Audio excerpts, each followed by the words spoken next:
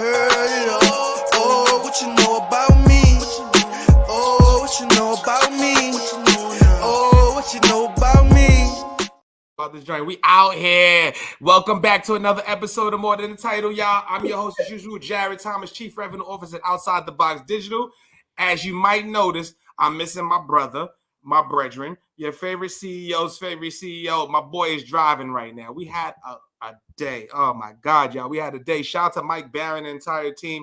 We brought him to the Bronx, y'all. We going to show y'all some content, man. We apologize for the tardiness. We wouldn't normally do this because this is an episode we've been waiting for. We've been waiting for this queen to pull up to the seat and rock out with us, man. But before we introduce this young lady, shout out to y'all, the listeners, man, the supporters, the followers, the subscribers. We are growing and glowing every week across every platform because of the support and love that y'all give us. And we really, truly appreciate y'all because if you've been rocking with us, y'all know we do this for the culture. If this is your first time tuning in, More Than the Title is a show to celebrate our people. Celebrate the people that are from the mud, that actually breaking barriers, accomplishing amazing things, taking care of their families, doing amazing, amazing things, and the stories that you won't see on Ad Age, Ad Week, and all these other publications. We want to show you the real, raw, and direct stories from our queens, from our kings, and that's what we're going to do. So we're going to give y'all a roll. We might hear a couple curse words. You might hear a message or two. You might get one of these. Message. Don't be alarmed. Don't be alarmed, because that's what we do.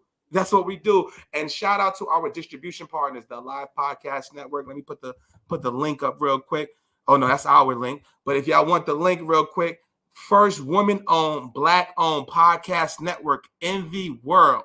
Shout out to Angel Levis and the crew. If you want more content like More Than the Title from Black content creators, make sure you take your phone out right now, scan the QR app, and download the app and subscribe and support your favorite content creators, because this is what we got. All we got. And this is what this is about, y'all. It's More Than the Title. And with that said, let's start the show.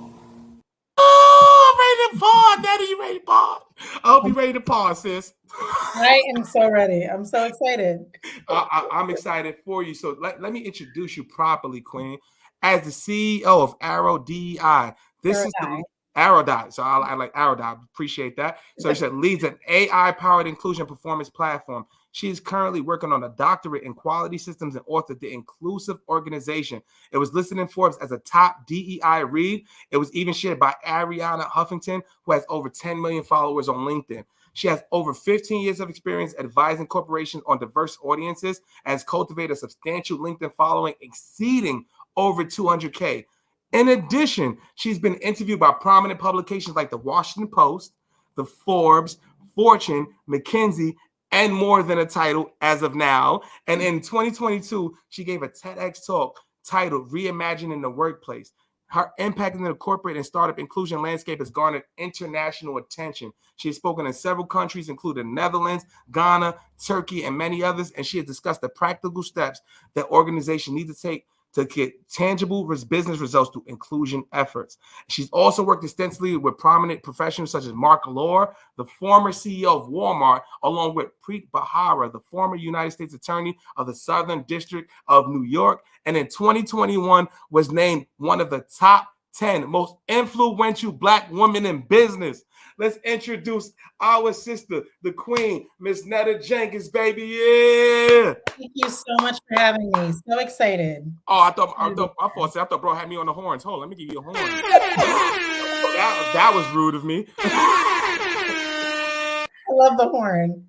You are definitely bringing the energy, the party vibes. I'm here for all of it. Sis, because we have to celebrate you, queen. I love and that. I know bro is coming on soon and he's in traffic right now, but I want to tell you my experience of knowing you. Yeah. So you were one of the first people I saw on LinkedIn, right? So when I was in sales for 10 years, 11 years, and I was like, yo, I'm tired of making cold calls. Who looks like me on LinkedIn? It was you. Wow. It was Madison Butler. It was shout out to my girl Liz Lieba. Shout out to my people that were out there. And I was like, you know what? I can be myself on here. Because there's not going to be many people that's going to be in a hat and a hoodie from the Bronx that know sales, business, and marketing the way I do. And if only 2% of people are posting, it's going to be 0.1% of me. And I end up changing my life through this. And that's why we're here now. And I want to thank you, sister, for all you do for us and for the culture. Straight up. Wow. Thank you. That- Thank you. No, Queen. No, you are one of them ones. And I'm going to celebrate your sis. And when bro come on, we're going to celebrate your sis. You know the vibes. I hear that. I hear that. You know that, sis. But let's start from the beginning, sis. Like, because I would love to know your background, and then we'll lead and segue into your business acumen. But tell us a little bit about your background and like growing up, and just a little bit about your personality, so we can understand who you are. Yeah, I'll tell you, I am a mother of 3. I have a bonus son, and then I have 2 little rambunctious kids. One is 3, one is 4. Absolutely adore them. I'm learning so much from them. Wow. But a little bit more about me. So both of my parents are from Liberia. They came to this country in the 80s, and I'm not sure why, but they moved to Rhode Island, the smallest state. Rhode Island? Why Rhode Island? Why? I'm still trying to figure that out.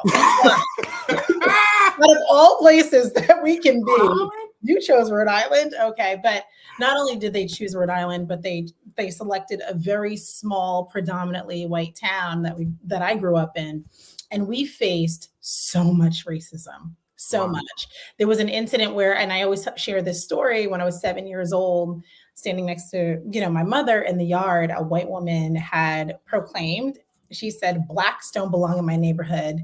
She spit in my mother's face. And I remember seeing the phlegm literally drip down my mother's cheek. Damn! Hold on. Yeah. Mm-hmm. Play that back. Exactly. Hold on. Damn! Yeah. I've told this story so many times, so I feel like every time that I tell it, it's a sense of healing for me. But I was 7 years old. I did not know how to react. In that moment, I was silent. But I could feel, as a little girl, I could feel my mom's energy thinking, like, what do I do? Do I react? And we all know what that reaction is. Oh, we don't play that. Exactly. That part, right? Do I react in that way? And I'm trying to figure out, as a 7-year-old, wait, do I react in that way too? But then I also could feel my mom thinking, but if I react in that way, what will happen to me? Shout out to Hayes. Look, you see the comment. Yes. Pretty much. Keep it real. Pretty much. And it was that moment, and the decision that my mom made was to grab my hand and for us to walk back into the house.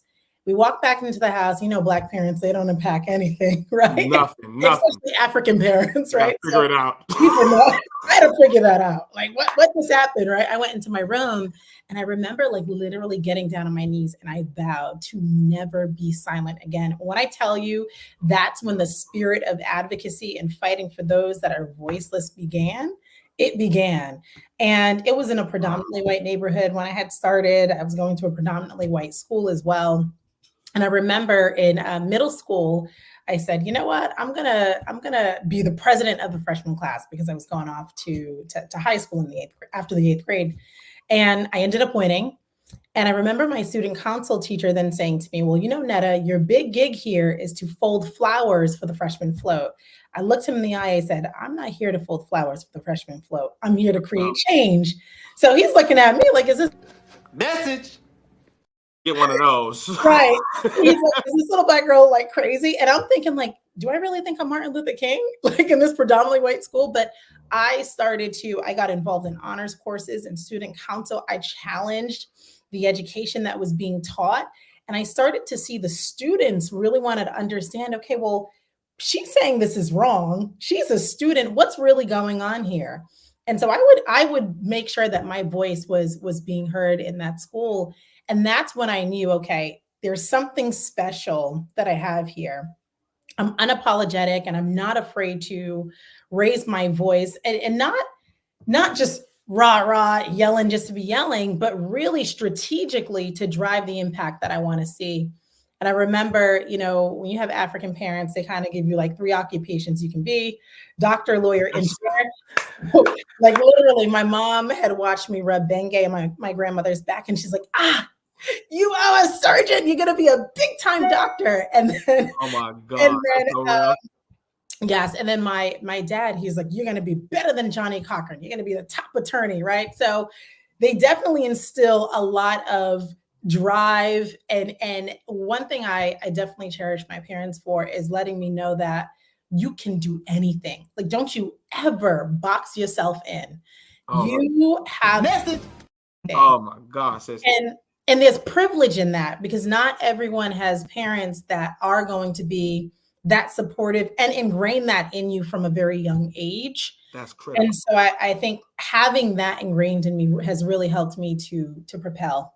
Sis, I'm gonna keep it real. It's funny that you said that. Like, our company, you're gonna laugh with this. Our company is called Outside the Box Digital for that reason. Love We're OTB Digital, right on the sleeve. Right on the sleeve. And you experienced a traumatic event at 7 years old. And I'm curious, sis, and I would love to keep it real with you. How did that not keep you jaded? Because you see that, you know what I'm saying? Especially coming from a small town. Like, I'm from the big city Bronx. How did that keep you where it's like, I still love you and I'm still open to everybody and receptive to different cultures, but I know what we deal with? Like, how did you say that? Oh, I was jaded for a long time. You know, even though I was doing the work, if I'm keeping it real, there's still a level of guilt that I carry. And the level of guilt that I carry is what even propels me harder to drive the change that I need to see. Message. Yeah, because I always go back to that moment and I'm like, damn, but I didn't do anything. Like, I stood there and I watched this woman spit in my mother's face and I didn't do anything. You know, like, I would be lying if I didn't tell you that, like, yeah, there's still a large part of me that hurts. There's pain. And there's a large part of me as well that I carry this level of guilt and, you know, through therapy and everything, I'm working through it. But I think a part of it too, I had to realize is that woman. Like, she has the issue, right? Like, she was projecting her own racist view, right? And although talk that talk. Now you talking, you preaching. Talk that. Message. Oh my gosh, listen, I have laughing spells, so I wouldn't even be able to continue this story. It's going to be random, sis, I promise you. Don't be startled, just laugh. Oh my gosh, y'all are crazy. But no, it was, it's hard. It's hard. But I had to really understand that she was projecting her own energy and she's the one with the issue. Absolutely. Right? And she was saved by the grace of the Lord that day as well. But she's the one with the issue. She's the one who has to go to sleep at night. She's the one who's bothered because Black people exist. That's not my problem. You know, it's not our problem anymore. And we're going on in life and we're doing big things. And my mom is doing things, you know. And so I think that's the beauty of it. You know, the people that carry that type of hatred, they are the ones that will be stuck in a box. Absolutely. Oh my God. My fault says I couldn't get to it quick enough. Well, where we at? Message. Oh my God. But that's so real. I'm gonna keep the thing I had with DEI, right? And my biggest problem, we'll go into corporate because I would love to hear it as well. Yeah. My biggest problem with corporate with DEI, it just felt like it was just something that was just there to save face. Oh, of course, yeah. And it was like I was in the ERG groups and some of the companies and big organizations. They'd be like, "Oh my God, it's like 50 of us here," and we're like, "Oh my God!" And like we have a $10,000 budget for the entire year, and then guess who I'd have to ask to get approval for the things that we want to implement within the company? Let me tell you, and this is why I was just like, I need to change this. Like, I'm tired. You know, I'm tired of functioning like this. I was in the DEI space for many years. And I still, of course, I'm a huge advocate. Absolutely. But being in corporate America, I saw that was nothing was really changing. Yeah. Right. At the end of the day, what a lot of these leaders are looking at is what is the business impact? When I bring it back, when I really think about it, I'm leading a business right now. I can't even fathom bringing on someone that can't really contribute to the revenue. Because my business would not be able to survive. Right. So when I think about that as well, I see how leaders will then be like, well, what is that business impact? They're reading the reports on the increase of representation and the impact of it and all this stuff, but they're still trying to figure out, okay, but like, are we seeing this? We only have a very small subset of people. We've laid them off and we're still doing our thing, you know? And so Oh no, sis, you talking? Yeah. No, we taking them to school. We going to American history. We going to Black. We going to corporate. What we doing? Yeah. So I mean, and I think the other thing for me is when I started to look at who really received the budgets, like the inequities just within the budgets. The DEI department received pennies. On the dollar, yeah. Compare it to the engineering department, compare it to the finance department, compare it to the marketing department. It was always pennies. And I'm just like, damn, something has to change. And that's one of the reasons why I, while I was working within an organization, I started to build on the company's platform. And when I got into that organization, I told the CEO and I even told a board member, I said, I'm going to build something. I'm going to build one of the biggest products that you all will ever see. And they're looking at me like, we just hired you as VP of Global Inclusion, but you're talking about product and engineering. What are you talking about, right? Yeah. My mindset was different. And again, my mindset, it goes back to when I was younger. My parents letting me know, you can do anything. Like, don't you ever put yourself in a box. Yes, because you have that title does not mean you can't be any other thing that you want to be. Message. And what I know I am is I'm innovative, right? I watch my mom be innovative. We know how it is. We know how the struggle is. I watched when we didn't have light and we didn't have food and we didn't have the car and we didn't, I watched when we were rock bottom, but I also watched how creative and innovative my mom was. When she started to sell food, right? When she was selling clothes, when she was selling things to really just like ensure that we were able to sustain and survive. So I'm like, wait, hold on. And so I can't do the same. We could do the same thing in corporate America. But I think, one of the things that I always talk about is the oppressive mindset. We have to get out of the oppressive mindset. Oftentimes when we get into these organizations, we have our heads down. We're doing our work diligently, so hard. And then we know we're not receiving the recognition. We're not receiving the promotion. We're not receiving the proper compensation. I was talking about it. Shit. Talk about it. We are not doing that, right? And so that's where the innovation started. And again, I had to be very strategic because at the end of the day, a lot of these organizations understand the reports and they know DEI is a nice thing to do, but at the end of the day, they want to see business impact, financial success as well. Absolutely. And when I started to build the platform, in my mind was, how can I show business impact through this platform that I'm building? What happened? The organization ended up winning an $8 million RFP. And specifically in the hearing, they said, well, it was due to these inclusion efforts, but it was the insights that I had pulled from the platform that I was utilizing. Now, the CEO was like, wait, hold on, Netta. Let's talk about that. Like, let's talk about this platform a lot more. Well, let's get into that. Sis. Before you go into the story, what are some of the insights that you actually pulled to show them the business impact of diversity? Yeah. So some of the insights that I pulled was being able to show them the amount of goals that people were working on, the measurable, quantifiable goals that people were working on, and how their goals then aligned right back to RFP wins, to new customer acquisition. So when I talk about business impact, I mean like the things that will really impact a business. Mainly revenue. Revenue. like, keep it real. And it's a success. Yeah, because at the end of the day, we're also living in this world it's all about money and capitalism, and it's so unfortunate. And as much as we want to be like, let's rest and do social good, but like no one has time to be struggling. Oh, like I don't want to see my people struggle. Message. You know what I mean? And so it's how do we co-create together? How do we work together? And how do we drive that impact together so that we are successful, whether we have our own businesses or even if we choose to be in corporate America? How do you navigate to make sure that you can really drive the impact for yourself and for your family and break the generational gaps that exist? See, you made a great point, sis. And I think before we even go into because the you winning the RFP is crucial. And I want to tell that story because it kind of helps your ascension. Well, I feel like I hear a double. Do you hear a double? A little bit. I hear you a little bit louder. Yeah, something happened with the audio. Chaz, that you? I don't know. Is it coming through from the car? I don't know, but I felt something changed. Feel something, right? Yeah. Something Okay. changed. Sorry, audio listeners. We gotta keep it real.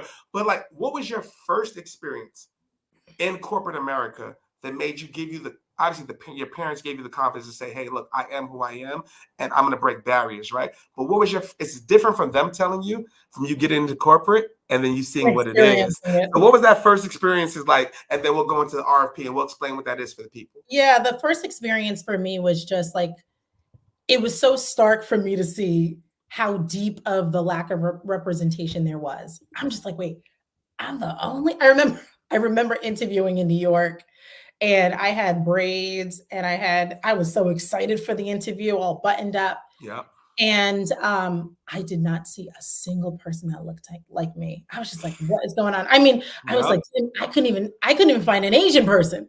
I'm like, that's real. Where my indigenous, where are my Hispanic, Latin people? Like, I'm like, oh, where is anyone that has like a little bit of complexion to the skin tone?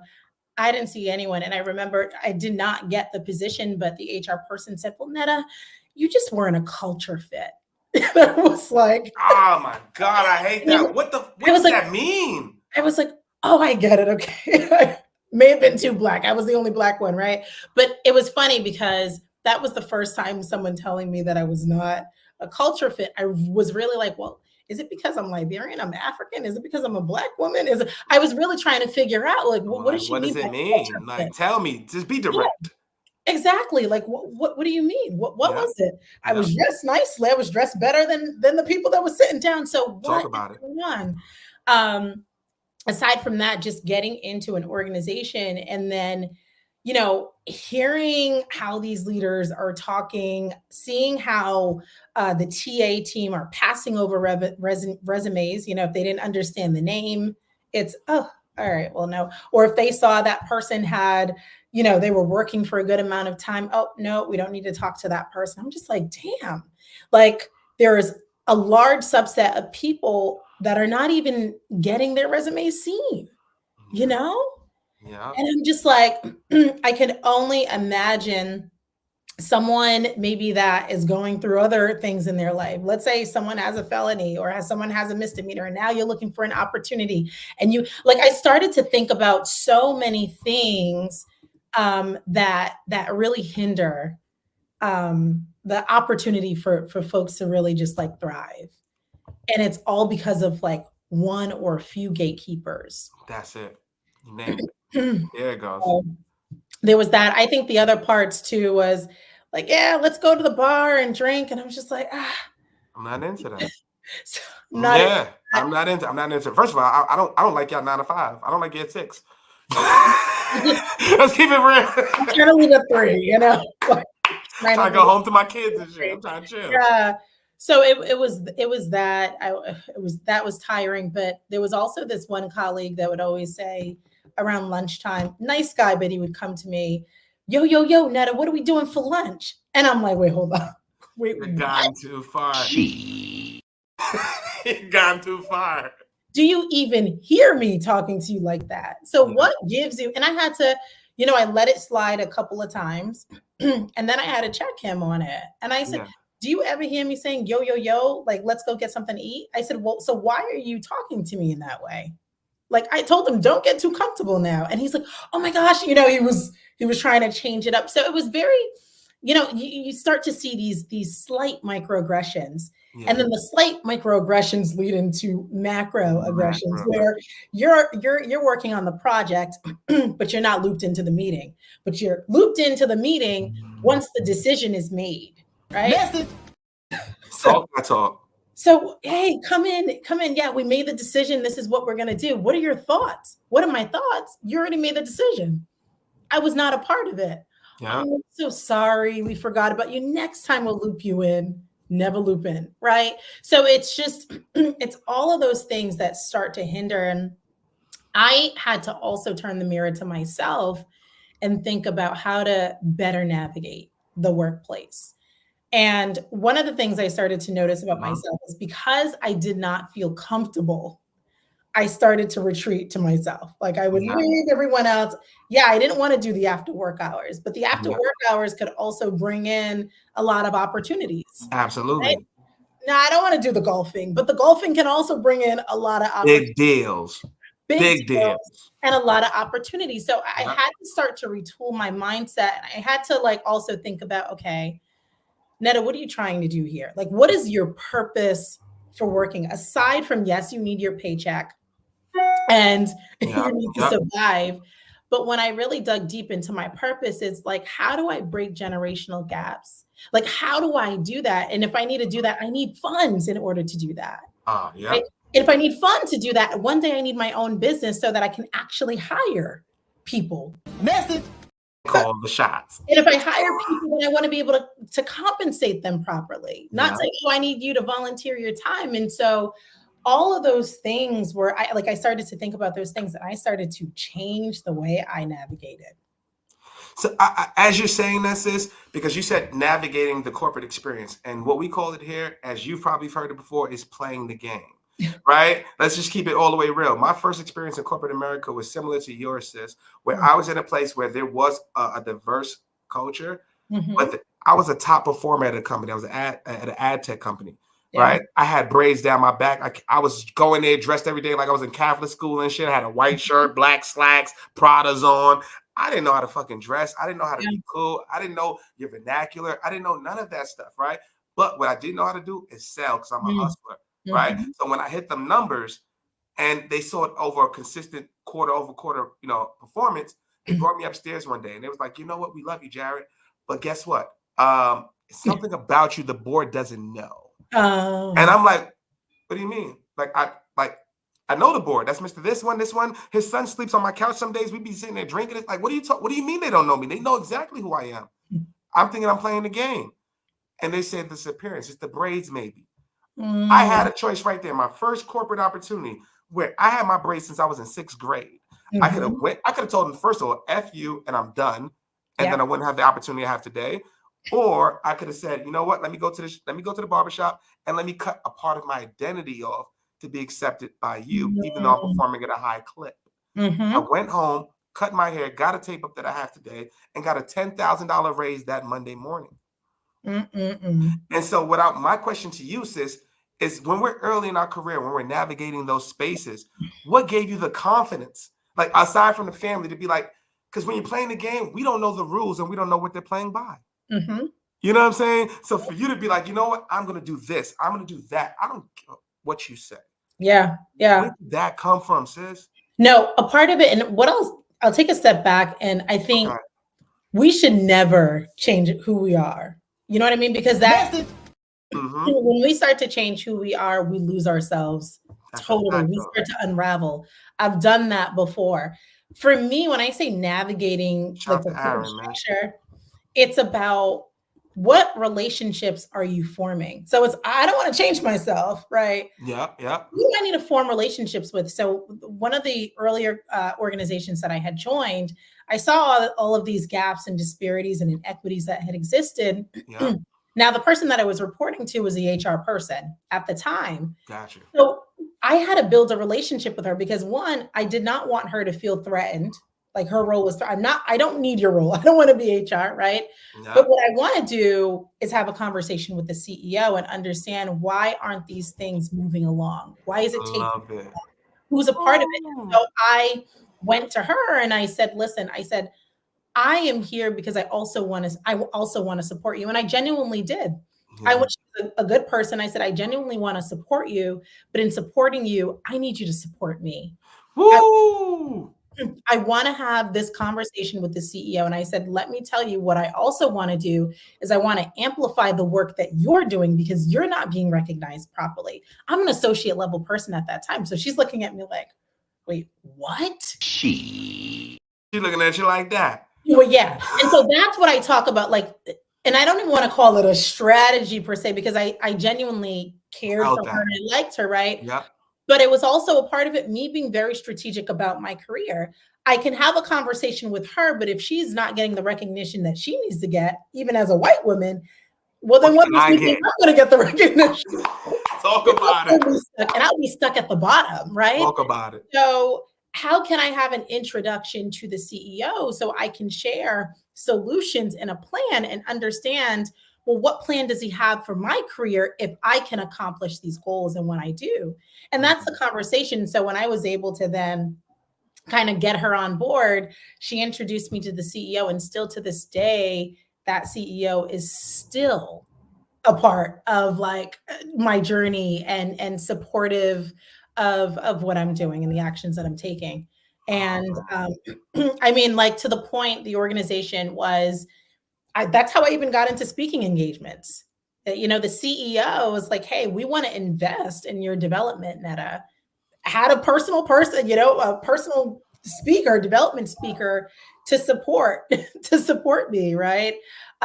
He also made sure that I was always presenting at the parent company level with the executives, where I was the only woman, not just Black, but the only woman in the room. Oh. You know, there was an experience in my book, The Inclusive Organization. I talk about how one of the meetings that he invited me into, I had to present. This was like the first time. All of the other leaders, they're at very high levels, right? All the other leaders are just talking over me, not really listening. Uh-huh. He knew the power he held in that room. And he said, he paused everyone. He said, listen, I brought someone in that knows more than us. I need your undivided attention. Message. Do you ever do that if there was not a solid relationship formed to where he felt like he could trust me, to where he saw me deliver? You know, it's not just someone liking you and fond of you, but someone seeing, not like, she's not playing any games, she delivers. Is it okay for me to put my stamp of approval? Exactly. She delivers, and I'm going to make sure that the power and privilege that I hold, you know, it's exerted right here, right now. And I'm going to share that with Netta. And that's exactly what happened. When I tell you the level of respect those people had for me in the room after, when I tell you the promotions that I received after, the types of events that I attended after, and the connections that I made, you know. And so that's what I mean about just really being creative, strategic, because at the end of the day, I always go back to the table, and it's, Netta, what do you want to do? Like, you're working, yes, you need your paycheck, but what is the bigger picture? And it's, I want to break generational curse. I like generational, like curse, essentially. Brought it up. A line of poverty. You know, my mom in Africa and in Liberia, she was homeless and hungry as a child. And then she came to the States on a medical visa. Like, it was not easy. So when I think about that, it's, no, we don't have time to waste time. Message. And because bro came on, we going. First of all, because my brother looking like money right now, we gotta hit him with one of these right now. We gotta pay some bills. We'll be right back. Because my brother looking like money, we got more than a title merch. We got hats, we got cups, we got beanies, we got mugs. If you pull out your phone, hopefully you're on desktop, you could just scan that QR code. I'm gonna give you about 5 seconds. 5, 4, 3, 2, 1. Welcome my brother to the show. Where you go? No, brother, I gave you the intro, brother. No, brother, don't do it, brother. Oh my God, brother. And real quick, we had a real did that on purpose, huh? We had a real ass comment, real quick. Shout out to Aaron Mitchell. He said there's a cost for confirming, assimilating, and there's a cost for not conforming and assimilating. We all have to decide what price we want to pay. I admire those who don't have to make those sacrifices and have empathy for those who do. Brother, shout out to you, brother. You know what you gonna get, bro? You gonna get one. Straight up and down, man. You get one of the messages. That's real. There's a price to pay. Oh yeah, there is. Absolutely. Absolutely. Whether it's, you know, cutting your hair, whether it's taking a salary bump, whether it's the future opportunities that you're missing out now because they feel like they can't make a stamp on you. And it's all about, you said it earlier, Netta, it's the relationships that you build. Yeah. It's all about relationships. You got some talk to him, bro. What's up? Even though I just jumped in, I got a super deep question for you, Netta. My boy coming in hot. Deep already. He coming in hot. Coming in hot. You know why? You know why, Netta? Because we unapologetic on this show, and I'm not even going to pretend to be apologetic about what I'm about to ask, right? Yeah. And I just want to see what your mentals is based on this question, right? You said, because I was listening in the background, right? Yeah. You said that you went for the interview And when you got there was nobody that looked like you. Culturally, you were different from everybody else, and then you didn't get the job because they said you wasn't a cultural fit for the fucking job. Absolutely. Now, I'm gonna just be honest with you. We're not African, but in a sense, we're African Americans, right? Born in America of African descent. Oh, hit him with this real quick. I need to know. That's all you need to know. Shit up, right? Listen, let me say something to you. So, and I'm being serious, and I want you to take this very serious. The level of strength that I want to just applaud your mother for having, as far as emotional and restraint wise. I'm gonna tell you right now. Yeah. I don't give a flying fuck. If you spit in my face, I'm gonna whip your motherfucking ass. Yes. Wait, hold on, brother. Hold on. Netta, let's be clear. Yeah. You could talk about me. I can hold some restraint. And this is coming from a street dude. You can talk about me. I'll even tolerate a certain level of disrespect depending on who you are and how I feel about you. Mm-hmm. If you spit in my face and we talking that hog spit, that phlegm.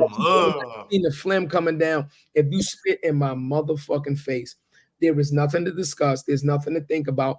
I'm gonna put hands and feet on you till hands and feet can't be put on you no more. Yeah. So for the fact that your mother had enough, and that takes a fortitude that most people cannot conjure in our community, because our pride is so fucking high that we cannot swallow that much insult to allow that level of disrespect to go unchecked. Yeah. For your mother to be able to be mature enough to swallow that level of fucking disrespect and swallow her pride and look at you and realize what she wanted to do, I want to say we applaud your mother, because not many people would be able physically, emotionally, mentally to do that. Yeah. Absolutely. But you said like swallow like 4 times. My brother, it was serious. I didn't want to hit you. No, that's fine. No. I'm gonna take that. For content purposes, No, that's fine. No, that's fine. I'll take that, because this message is fucking clear. Yeah. I want to get this message through, and because I'm tired of this shit. Keep it real, bro. Talk to him. I'm tired of this shit. Talk to him. You can tell me I'm not qualified. You can, disrespect is disrespect. Racism is racism. There's fucking lines that we have to draw in the motherfucking sand and say, you will not cross this motherfucking line.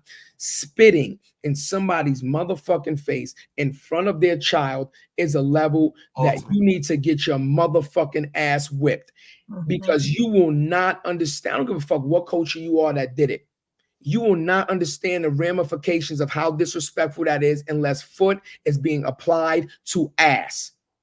That's it. Now, by your mother giving her a motherfucking pass, even though I respect the fortitude that it took to do that, she did us a disservice. And let me tell you why she did us a disservice. Because now that person that did that thinks that she got a motherfucking pass. She thinks that I did it to her, so it's okay. I can do it to her again, or I can do it to anybody in her range or culture, and they're gonna accept that type of motherfucking behavior. Now, had your mother separated her head from her motherfucking shoulders, there you go. Yeah. It would have been a different daily. And that's what Hayes said. The disrespect is that it burns. It burns. Let me tell you, we have to draw a line, Netta, and I'm just being so honest with you, Queen.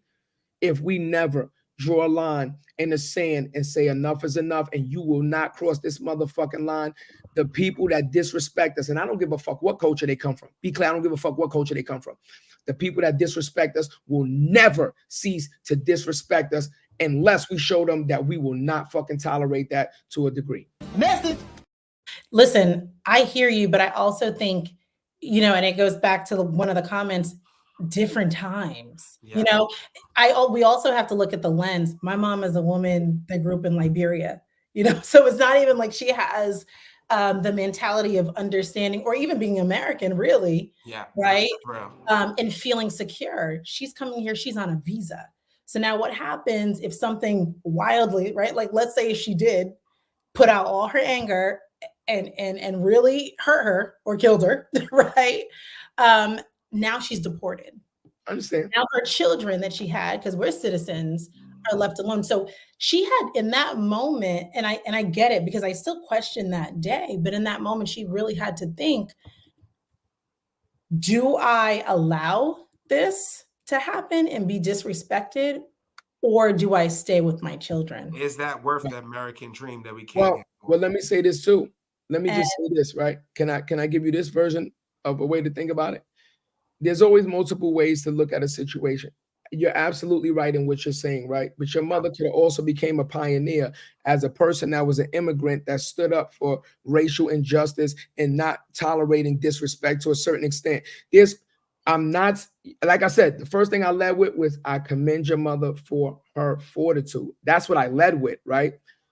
But let me tell you something, right? In this country, African Americans, African, it doesn't matter what you call it, Black and brown people, we cannot ask for respect. We have to fucking take our respect.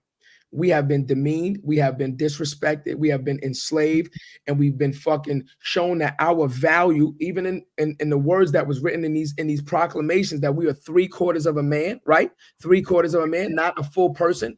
We have been disrespected to the utmost. It's only when we decided to fight and revolt and show that we will not take it, regardless of what the fucking consequences were, that we were afforded our civil liberty.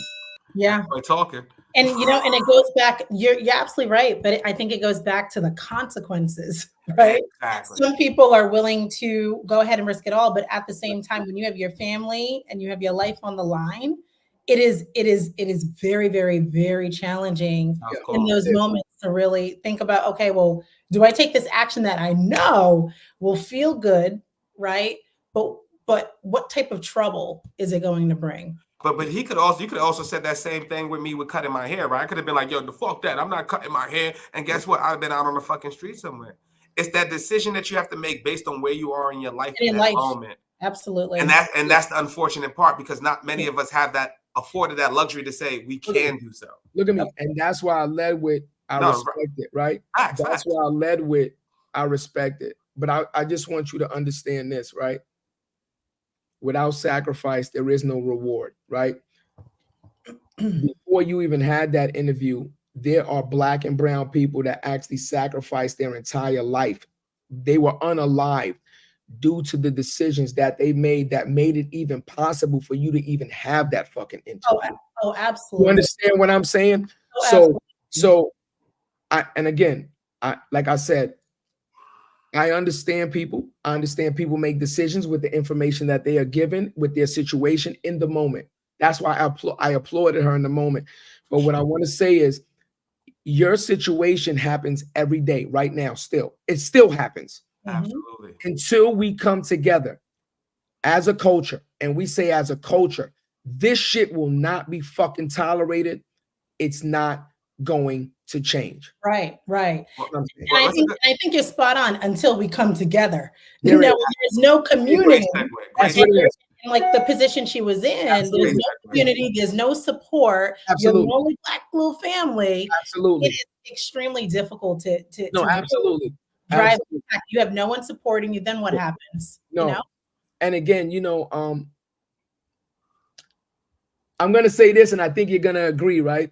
I think everything happens the way it's supposed to happen. Everything happens in a sense the way it should, right? Because nothing happens by accident.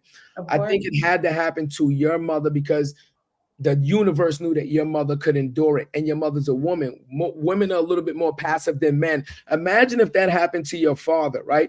I don't know if you grew up with your father, if your father was prominent in your lifetime, but just think about your father, how he would have reacted to that situation. I can almost guarantee it would have been completely different than the way your mother reacted. But also think about context, because Netta actually witnessed that and saw what her mother went through. Now she's able to change lives for multiple Black women, Black kings that are in tech, that are in corporate, and stand up because she said, I am not fucking doing it. Yeah. Like, now I'm in a position to be Jarrett asked a really good question in the beginning. It's how do does it still haunt you? Of course. Right.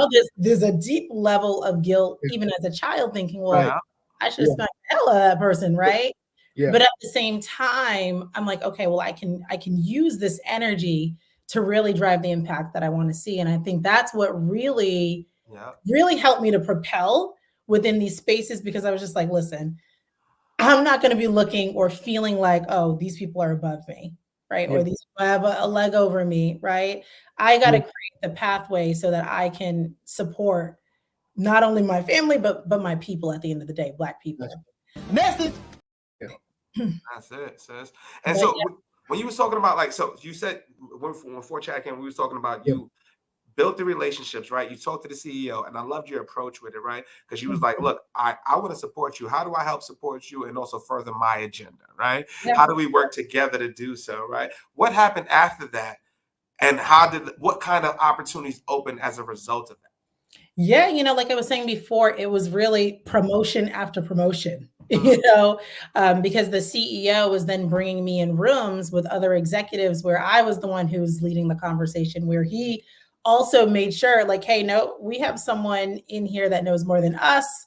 You need to listen to her. And again, that brought a whole nother level of respect. But it brought promotions, it brought higher compensation, it brought connections to really kind of propel the things that I needed to propel. Do you ever feel, no, my fault is because as you're saying that right now, you feel the promotions. Were there other Black people around you? And do you ever felt like a sort of guilt for being the one person who created that opportunity, created the relationship? Absolutely not, because the other Black people that were around me. So I always say, we hear this phrase of bring a seat to the table. Yeah. You can't just bring one seat to the table. You have to bring multiple seats for people to follow you. And so the other Black people within that organization, they were doing well as well, right? I was bringing them into the meetings. I was also connecting them. I was also explaining, hey, here's how you navigate. And here's the thing, not everyone is going to do that. Some people are comfortable, no matter what the race is, right? Some people are comfortable doing their job and putting their heads down. It's not for everybody. And some people are like, well, no, I'm not going to take this, right? I want to take it to the next level. But no, definitely I made sure that other people were following in the pathway. And that's so major, sis. I got a crazy question. Fuck that. Fuck that. I'm ready to go left with all this shit because let's go. Where we going with it, bro? Because I'm tired of this shit, right?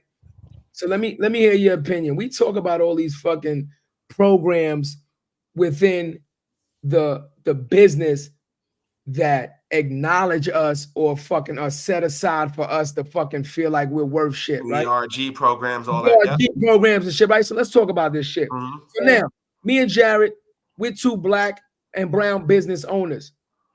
We own a fucking company. I own 3 other companies other than this. Should I create a fucking WRG fucking program? How would that look like now if we employed majority Black and brown people and I created a fucking WRG fucking program to employ fucking people? How would they feel about that? Because that's some fucking bullshit. To get around this shit. Like let's hit this shit. Oh, no, my boy trying to pop. I gotta get something to drink if you gonna go there. I gotta get some soda if you gonna do this. That's fucking disrespectful. The whole fucking ERG shit is disrespectful in a fucking general. If we're a company based on fucking on hiring the people that can develop the company and can give us the best results, then why the fuck are we creating a separate fucking Black entity to acknowledge Black people? How many fucking Black companies create a fucking white entity to acknowledge motherfucking white people? And if they did, would they consider that racist when you doing the same motherfucking thing? Let's talk about this shit for real. He's talking. Sis, I would love to hear that. For real. Hold on, I gotta get something to drink real quick. Put the school bell. I'll be right back, y'all. Y'all please continue. Y'all are killing me with these. No, I think for real.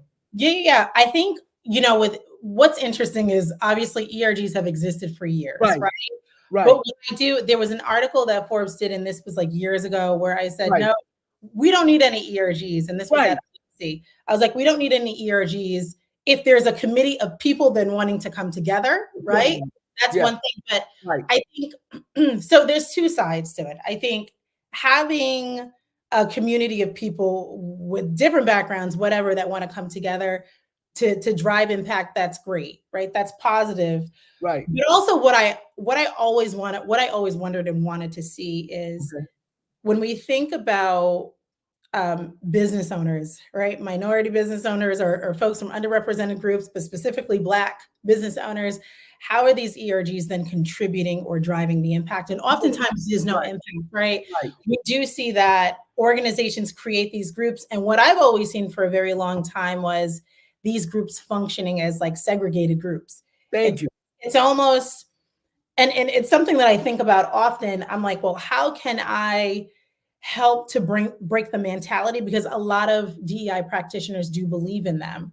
And I'm not saying that they are terrible, right? Because I do believe when there's a lack of representation within a group and people want an environment where they feel this sense of belonging. It feels good to still see your people and be in a group and vent to your group. I got based on what you're saying, I got a comment from Instagram that I got to share with you. Yes, please. Somebody from Instagram 1906 said white folks have an ERG. It's called the C-suite. I motherfucking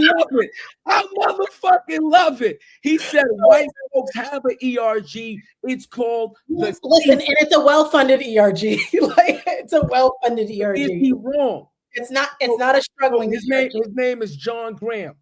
John Graham. That was a fucking amazing statement, John.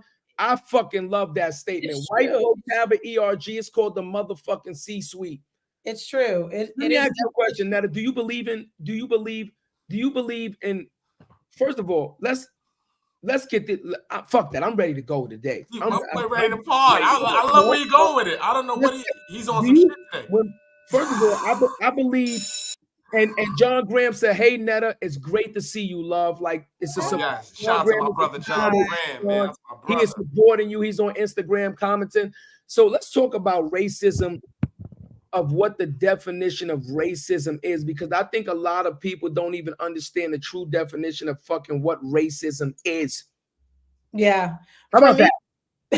For me, racism is a group of people that have control and power. They have a level of power that where they are able to pull the strings, essentially, right? So oftentimes you hear people say, well, no, Black people are racist. No, we're not. We could be prejudiced.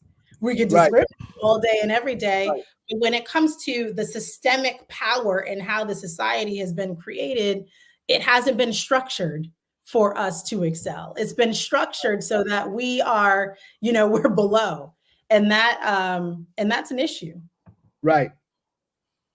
But what I want to say to that is this, right?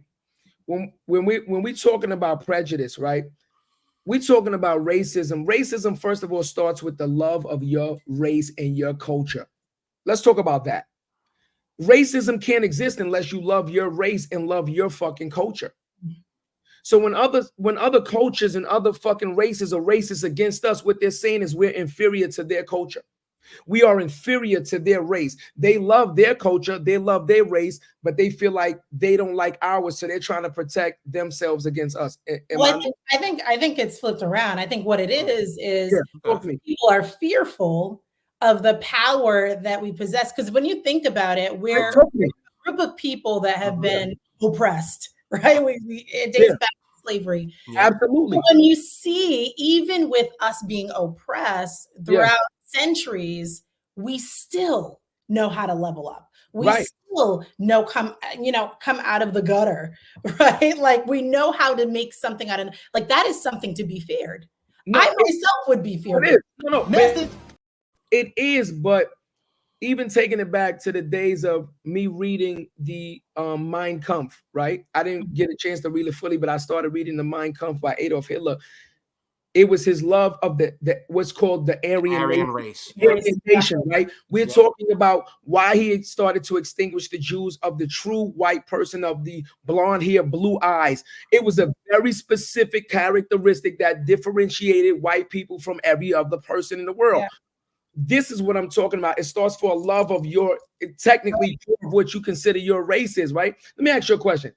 we love ourselves, right? It is clear as day that our culture loves ourselves. But what I find very difficult to understand is why we love ourselves so much, but we tolerate so much fucking disrespect from everybody else. That's number one. Yeah. Number two, when we get in a position where we can now change and we can now do for each other and change the rules and the regulations of how we do things, we don't. We don't. We conform back to the old. Say it again, Jarrett. We do what? We It's conform called back to the the old. oppressive mindset. There It's it called goes. the Talk to us, oppressive sis. mindset. Talk to us, sis. We have been trained not to feel proud about Right. ourselves. Right. We have been trained to Yeah. think less of each other. Yes. We have been also trained to be disconnected, right? And so when you have a group of people that have been trained in that way, it's a very, very hard thing to shift. Yes. Right. Even behavioral psychology, it's a very hard thing to shift behavior. And so, in just like thinking about that, people are stuck. Just the other day, just yesterday, right? I'm building a business. Literally tears came out of my eyes. I was like, I'm tired, right? But I started to think about, there's a lot of other diversity officers that I know within these large, big enterprises. All they have to do is say, Netta, you're doing this. Yeah. We have a little pool. We have a little bit of budget. Yeah. We are taking your application that you built, and that's it. Like, if all of them, and I know a lot of them, tears came down my eyes because I was like, damn, there's very little that is willing to support in that way. Message. So, when I think about it, I go back to like, but damn, my people are still oppressed. Absolutely. Mindset oppressed, and even for me, I always push myself because there's always work that we can all be doing on ourselves. And that's how come I always say, okay, Netta, what are you doing for someone else as well? Right. How are you amplifying someone else's business? How are you amplifying someone else's voice? How are you pouring right back into your own Black community? Like, what are you doing, to ensure that? But it hurts. It hurts because we are disconnected. You see it within organizations, right? Being in corporate America, I saw it. I saw where, okay, there's maybe two of us at the top and the person barely wanted to talk to me. Like, sis, I don't even want your job. I want you to win, right? Yeah. But at the same time, the oppressive mindset is like, but damn, there's only room for one of us. We know how this goes, and I need my job and I need my coin, so I'm going to keep it. Yeah, so that's the problem. We just put that quote up. John Graham, once again from Instagram, because he's fucking pardoned too. He said, look up social dominance theory. We just put up SDT, which is social dominance theory. It's a theory of social and intergroup relations that focuses on how people develop hierarchy, right? Supporting belief structures as a support for institutional dominance, right? And it is as deep. It supports an actionist who's likely to hold such attributes, how they come to do so, and how the ramifications for thought and action. That's super powerful. Thank you, John, for even shout out to big bro. Thank you, John. Here's the thing, Netta. We are so fucking programmed to not believe in ourselves. We are so programmed to not love on ourselves. We are so programmed to not celebrate ourselves that we think that the mere fucking just thought of us celebrating and developing this fucking attitude, yo, we did something positive is fucking heresy. Is you understand? It's like, don't you dare celebrate an accomplishment. Don't you dare celebrate a fucking, you know what I'm saying? And so if we're not celebrating it for ourselves, how can I celebrate it for my brother Jarrett? How can I celebrate it for my sister Netta? Because if I don't believe in myself, how the fuck can I believe in you? Well, no. I disagree with that a little bit because some people are celebrating for themselves. They don't pour back into their community. They don't pour back into their people. So I know a lot of, and so I keep on positioning the chief diversity officers, and they're very successful. Some of them are extremely successful, but I don't see that pour back. I don't see that connection. It's, oh, well, she has this platform. You're on your own. When you have the power, it doesn't even take anything away. Right. When you have the power to pour in, and so that for me, like, that's the hard part. It's just like, damn. So we're in position of power, but we still are not willing to support and help. That part. Like, the ego is still there. You know, Think about it. and let me ask you a question, Netta. Is it considered ego if you're still working off the theory of we are still programmed in a certain mindset based on generational subliminal programming? Is it ego or is it the basis of subliminal programming showing through? I think it's everything. All of the above is entropy. Pause. Jarrett, A, B, C, and D, and you click E, right? Yeah, It's all of motherfucker, the E, above. all of the above out this motherfucker. Let me A, B, C. Let me click all of them. Right. No, Yeah. My thing, it's all the above. You know, ego, definitely ego plays a huge part. Because I think when people do get to a certain position, making a certain amount of money, we get it within our community, right? Like I was thinking just the other day, I was talking to my husband about BET. I'm like, can you imagine the type of shows we could have or could have had on there? Like, what happened? Right. You know, like what happened? There's so many creators, even back then, a lot of creators. We don't need to have bogus shows. We could have amazing, right? Right. What happened? You know, so there's, that's real. It really saddens me because slavery has done some work. I mean, like the oppressive, and I call it the oppressive mindset. Like the oppressive mindset is real. Absolutely. It is so real. And I just pray to God that one day we can heal from that. As you say that, sis, you know what? One question that was in the back of my mind, and we asked Dr. Janice, the shout out to sis, right? Dr. Janice, she came on. Yeah. Since your time in the space and corporate, right, and seeing and fighting and advocating for DEI, what is the one change that you've seen happen across organizations? What's the one thing that we could hold our hat on? Because personally, for me, I haven't seen it. I felt like I haven't seen change at the level I was at. Yeah, honestly. Keep it real. If I'm keeping it real, I haven't seen the change. And this is why I developed my platform. You know, because I was tired of it always being Black people trying to do the work. It's always like the few people in the organizations that, you know, that are Marines, the few, the many. Drive few, right? Like trying to drive the inequities and cure and solve, and we tie it and we're killing ourselves at the same time, and we tie it, and you know what I mean? And so for me, it was like, how can we democratize and quantify this work? Because at the end of the day, these leaders want to see, again, they're talking money, they're thinking dollar signs, right? So how can they see the business impact, but how can their people could also take this work to drive the impact that they want to see, whether it be from retention or new customer acquisition or whatever, you know, that goal is for the organization. But it has to be everyone. It can't just be the small little ERG or the few. Yeah. So as you said, a good segue was, tell us about how you came up with the platform, right? And tell us like how you got in touch with the platform, right? Because you knew that was your purpose. How did you get in touch with the platform? Did you develop it? Did you go into a company? Tell us that story, sis. I'm pretty sure audience is curious. Yeah, definitely. So came from out of a large organization doing DEI work, got into an organization that focuses on codeless architecture. And for me, it went back to what my parents said, you can do it. Codeless architecture? Codeless architecture. So essentially, real quick, I just want you to explain, because we are a video portion, but a lot of this goes out audio. For the listeners that don't understand, can you explain to them what DEI actually means so that they can follow along with what you're saying?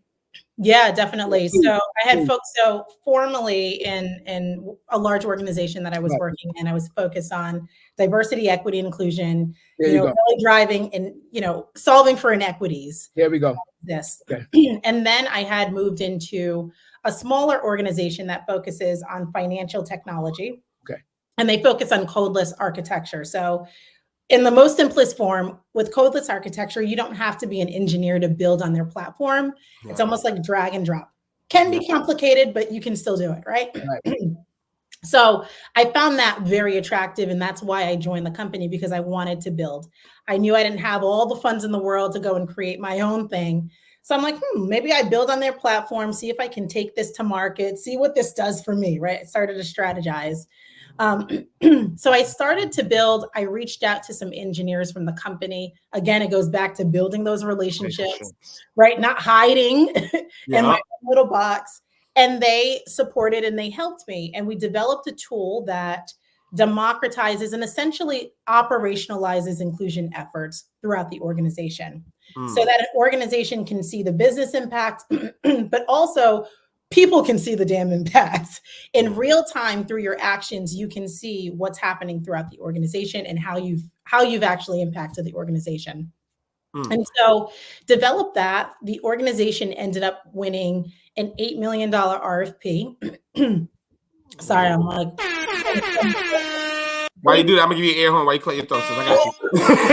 I got you, sis. I got you.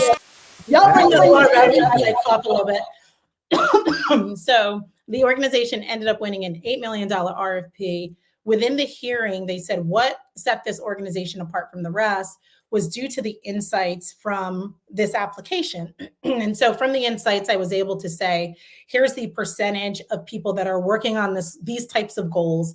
Here's the impact that has been driven. Because we're working on these goals, it's now leading right back into new customer acquisition. So the business could actually start to see how it's impacting. Now, once they won that RFP, the CEO was like, wait, hold on. Netta, can we talk a little bit more about this platform? Absolutely. So he started to dabble in it. I also made sure that the platform was gamified. So it's a fun experience as well. People could see the measurable impact of their efforts.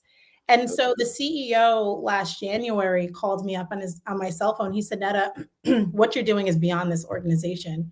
You have to do this on your own. I was like, wait, are you firing me? Because I actually liked working at the organization. He came and said that. I said, what you're doing is too much. He said, what you're doing is like even beyond, right? Like he even saw the value.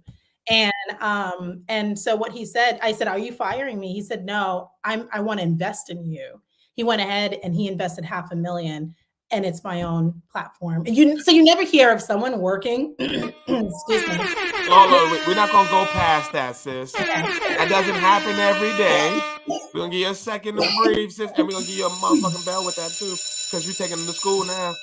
You got the investment from the CEO based on the relationships you built, and you already took initiative. You wasn't reactive, you was proactive. You saw a solution that needed to be made, and you made the relationships with the developers and created this program, and the CEO acknowledged it so much to the point where he's giving you an investment as an extension of the business.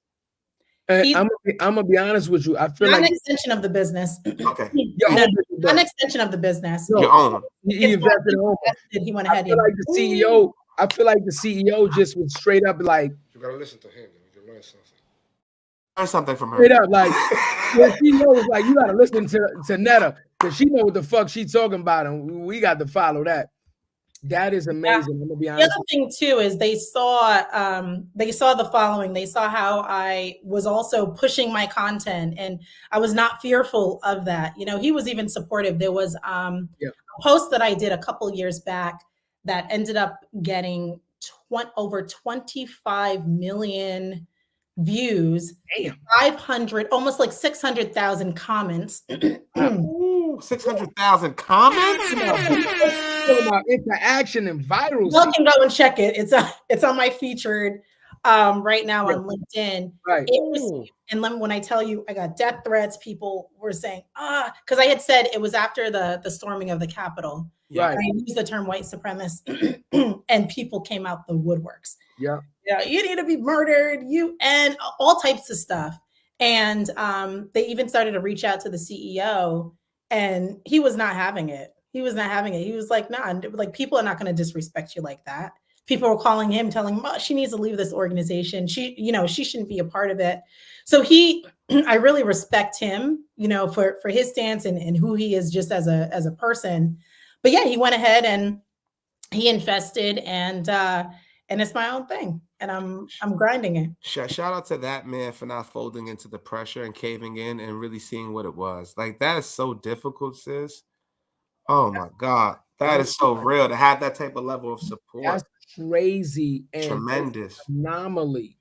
And when we're talking about the 0.1%, I don't think anyone has probably experienced. It does not happen every day. It doesn't happen every month. That is definitely an anomaly. And I just want to shout out the CEO for having the courage to actually be a real one. Know what he was feeling. That's what's up. I respect. Definitely a good person.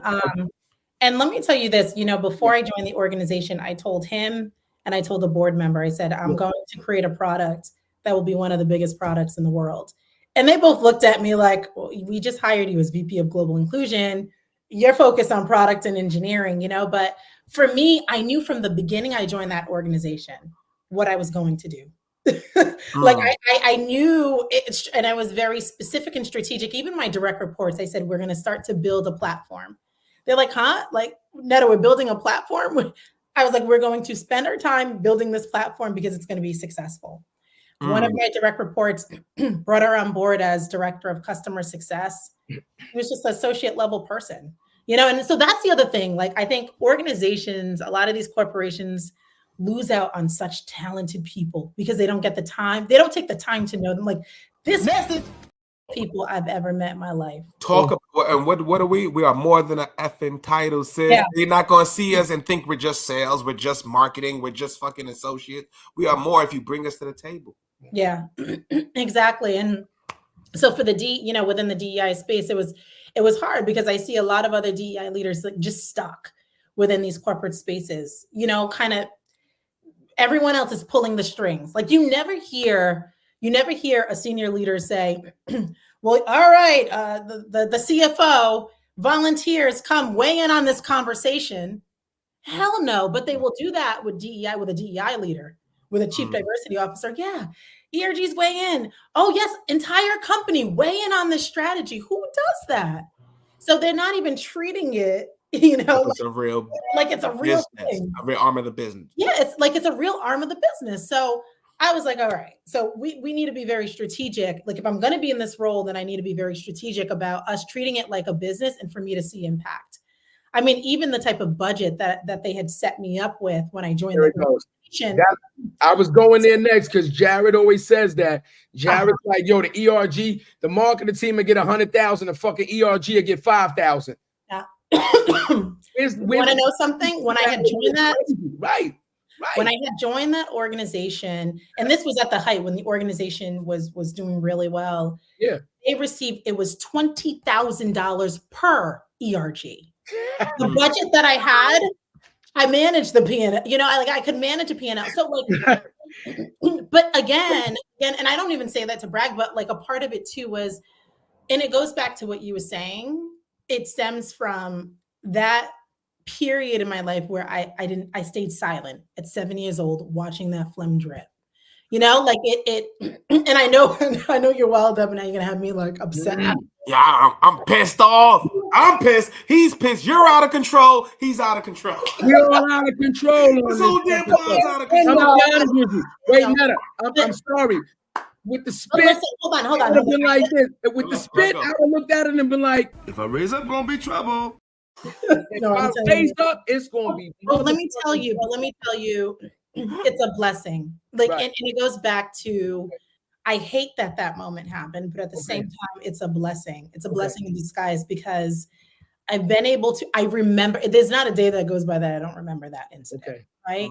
And so I use that incident as fuel to power me, because if I really want to drive a level of impact, whether it be for my family, for my generation, for my society, whatever, there are certain things that I'm going to need to do, right? There's certain barriers that I'm going to have to overcome as well. And so I'm like, you know what? It was the most painful, one of the most painful. I don't even know the word to describe it. Like, right. It literally, and this is how I know it's painful, because I share it every time. I probably shared this story like over 100 times, right? Okay. But I share it over and over because it's a way for me to like almost heal in light ways. But I use that as a fuel. And I always say, like, we have to be strategic, whether we're in corporate America. Not every one of us are going to have businesses. I heard a stat the other day. This guy had said, I think he said like 97% of Black founders can't even hire. Can't even hire. So like, if we can't even hire a team, then how are we going to break the gap? Right? So I need to scale. I need to build this business so I can actually hire and I can pour back into my people, or else it's always going to be, you know, a lot of businesses you hear from us, it's always just a few of us doing it, right? It's, oh yeah, me and my partner, we're doing everything. It can't be that way. Like we have to scale. But if we don't have the funding, we don't have the support, it's very hard. If we're not pouring back to each other, it's very hard. It's almost impossible. Absolutely. But what kind of impact, I'm curious, is because we've seen, especially in the last couple of 6 months, especially with the Harvard young lady, right? A lot of diversity and inclusion people that see, you know, the chief diversity officers are losing their jobs at an alarming rate because they cannot justify the amount, or, you know, they can't quantify what the role is, right? Budgets are going down. We're losing revenue. What are the first things we're going to lose? We're going to lose this little arm of the business right here because we don't really understand it like that. So how does the platform help them do that?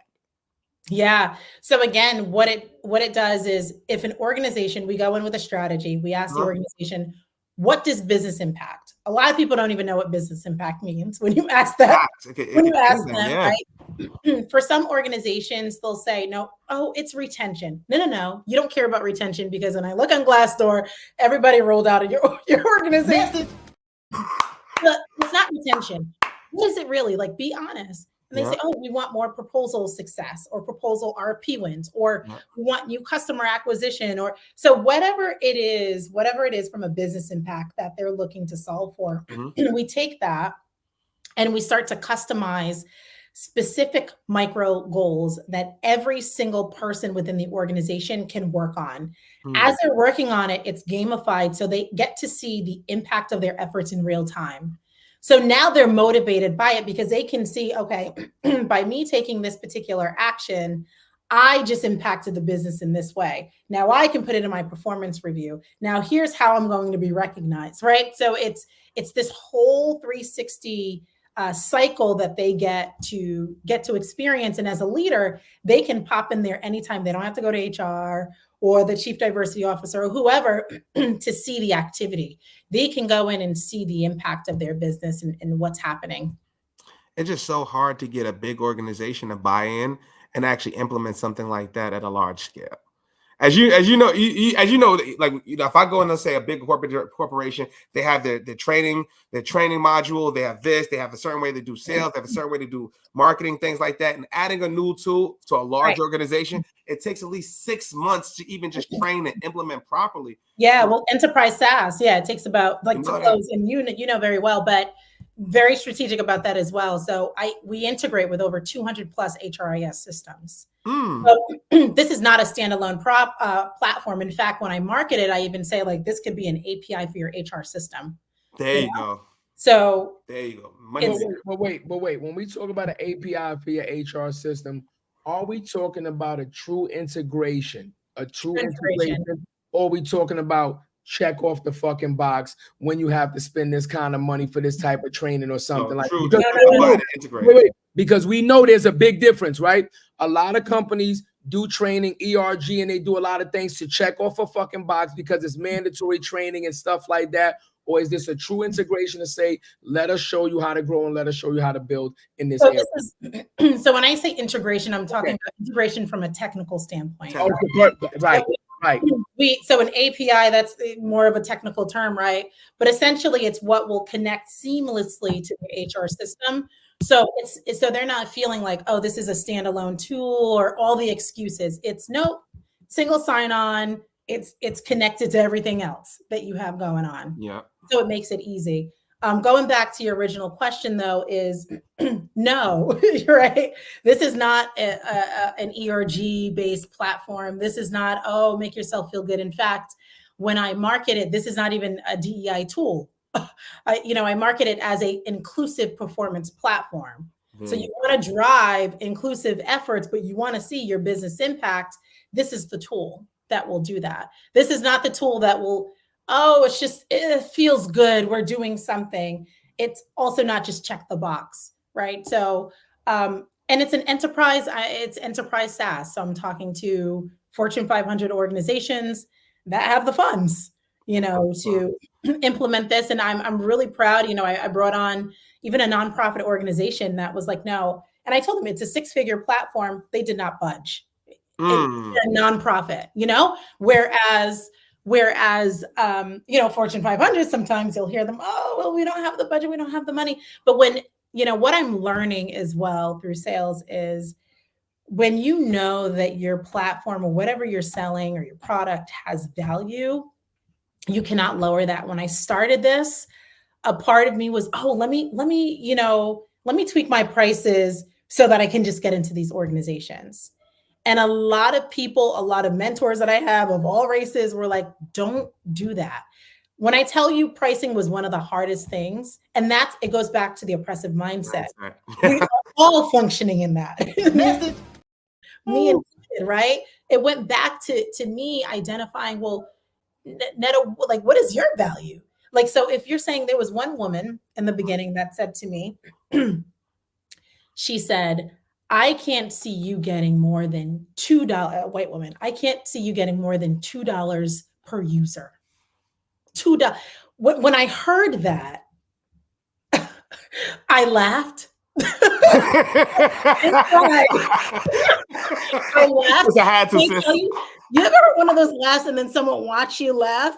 I laughed so hard because I thought it was the funniest thing. I said, oh God, Molly, her own insecurity. So your worth is $2.50. And you want to tell me that this can't. I said, okay, yeah. The same person, the organization now has that $6-figure platform that was only $2. Message. And it goes back to, and I'm not going to try to act like doing sales is easy because the Lord knows. Just the other day I was crying. I was like, oh my God, real. When is this going to close? Oh my gosh, I need this to close for this month. What's going on? But what I keep on sticking to is, Netta, you have a greater purpose. You believe in this product and you know that it can drive impact.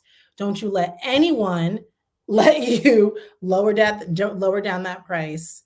You keep on shooting for that star. And so that's what I'm doing. I'm just keeping my head in the game. I love that shit. Message. I want to go to product focuses because I want to keep it on you. But what is, if you don't mind sharing, what's a good case study? What's something that made your heart, what gave you a warm and fuzzy when you tour out the product and see a company implement it in a way? What is the one good story that you can mind sharing with us? Gosh, there's so many stories. I always result back to just seeing that, like the organization that I was testing and winning $8 million RFP. And in the hearing them stating specifically what set this organization apart from the rest was due to the inclusion efforts. And it was all of the insights put in from the platform. Like that, when I think about that, that's what gives me the strength to talk to a lot of these organizations that may have, oh, we have all of these other tools. Oh, we don't need it. But I always ask them, I said, your employees don't want to go in any of your tools. Like I've been doing the research. When I ask people, is there any tool that you like to go into when you were working at a corporation or even now? People say none, including myself. So I'm like, don't waste your money on a tool that is boring, that doesn't work. Get with Aerodei. It's fun. It's exciting. People can see the impact of their efforts. I always say, if I'm working on a project, I can't see the impact of my efforts, I'm not going to be excited to continue. Message. It's like being in a relationship. You don't see no impact. Like you're just like, wait, like why? What are we doing? What are we doing here? I'm not seeing no progression here. And that's why, honestly, that's why a lot of the narrative that's taking place right now, Elon Musk, he can come out boldly and say, DEI don't work, because you know what? It ain't working. It's not working, And so organizations also, if they really want to see impact, or even if they don't want to see impact, then they really need a tool that is going to show them that. Then you just brought us over Elon Musk. I just want one quick question. I think we go in the same place. We go to the same place. I think we go in the same place. There we go. What would we change if you had a choice minus the tool? What would we change to make DEI more effective? We go in the same place, bro. What would we change to be more effective? Really, I think what it comes down to, again, and it's hard because I always go back to the tool, right? Yeah. It's a lot of these organizations want to see the business impact. And the reason why I'm thinking that way is both of you are business owners, right? you need, in order for your organization to grow, what do you need? Revenue, leads. That's it. Y'all are not in the business of not making any. Well, I gotta play devil's advocate. When we say growth is not one specific standard. Are we talking growth economically as far as the financial okay, but that is not our determination. Just so we clear, our determination for this company, Outside the Box Digital, is not based on our economic growth. It's based on our impact on our community. You see the difference? Message. Well, that's amazing, right? But in order for you to continue to do this, you need people, you need funds. Message. And I love the purpose. I think like the purpose is amazing. Like many of us are fighting for that, but at the end of the day, we can't continue to do work for free. But that's not true. We will not be able to sustain it. That is not true. That is not true. We are doing this podcast, and Jarrett has said several times that he came down and sat on his couch and did this. There's a big difference, right? We can do this podcast. We can go back to work. I don't have a job. Jarrett don't have a job. We both left prominent six-figure jobs, high six-figure jobs, to do this, to grow it to a monetization level. We could actually go back to work, get an income that can sustain our lifestyle, and do this for free, because all it takes is the equipment that we already have. We don't have to upgrade it. We can still get back to our community. We can still get the message out and do this as a hobby instead of a full-time job to create generational wealth. And we can do this for free. But wouldn't you want to be able to do this if this is, let's say you could do it forever? Would this be the thing you would want to do forever? No, I'm not saying it's not, but what I'm saying is two things can always be true. Yeah. We can absolutely still do this show for free without profiting one penny as a hobby, as our give back solely to the community, and not profit one penny from it and still get our message out. We can actually do that. So I disagree in the sense that people can still do things and not profit from it and still do it. But so to grow as an agency, as a company, now we're having a different conversation. Right. So that's not what I'm saying. People, I definitely agree with what you're saying. Right. Definitely. Right. We could all, there's many things that we're working on. Like my mom has a volunteering. She has a nonprofit, right?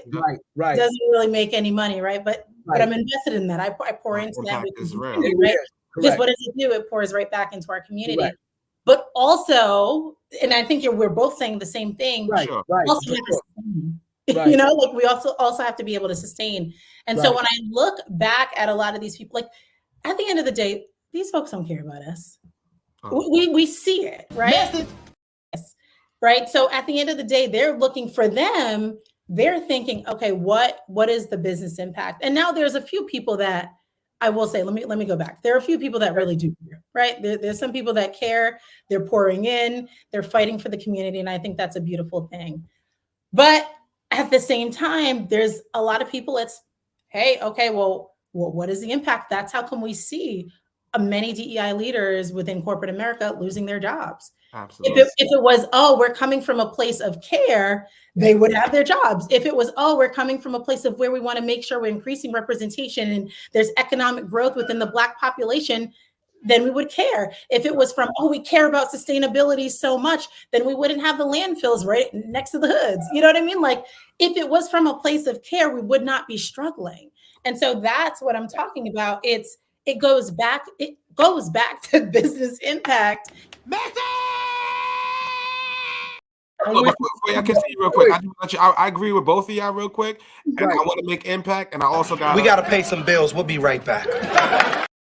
With that being said, we got hoodies, beanies, we got cups, we got mugs. What else is gonna keep your yak cold while you listen to a 2-hour podcast? Wait, or your tea hot, for 2 hours. Your tea hot. But guess what? We want to make impact. We might not be able to make impact unless you make a purchase, like Netta said. So make sure you get that scan your QR code in 5, 4, 3, 2. There it is. Here it is, though. Netta, I'm with you, right? Oh, amazing. Y'all are amazing. I'm with you, right, Netta? Look at me. I'm with you, Queen. I'm just trying to show you something, right? It brings me back all the way 180 degrees to the original motherfucking statement that I said initially.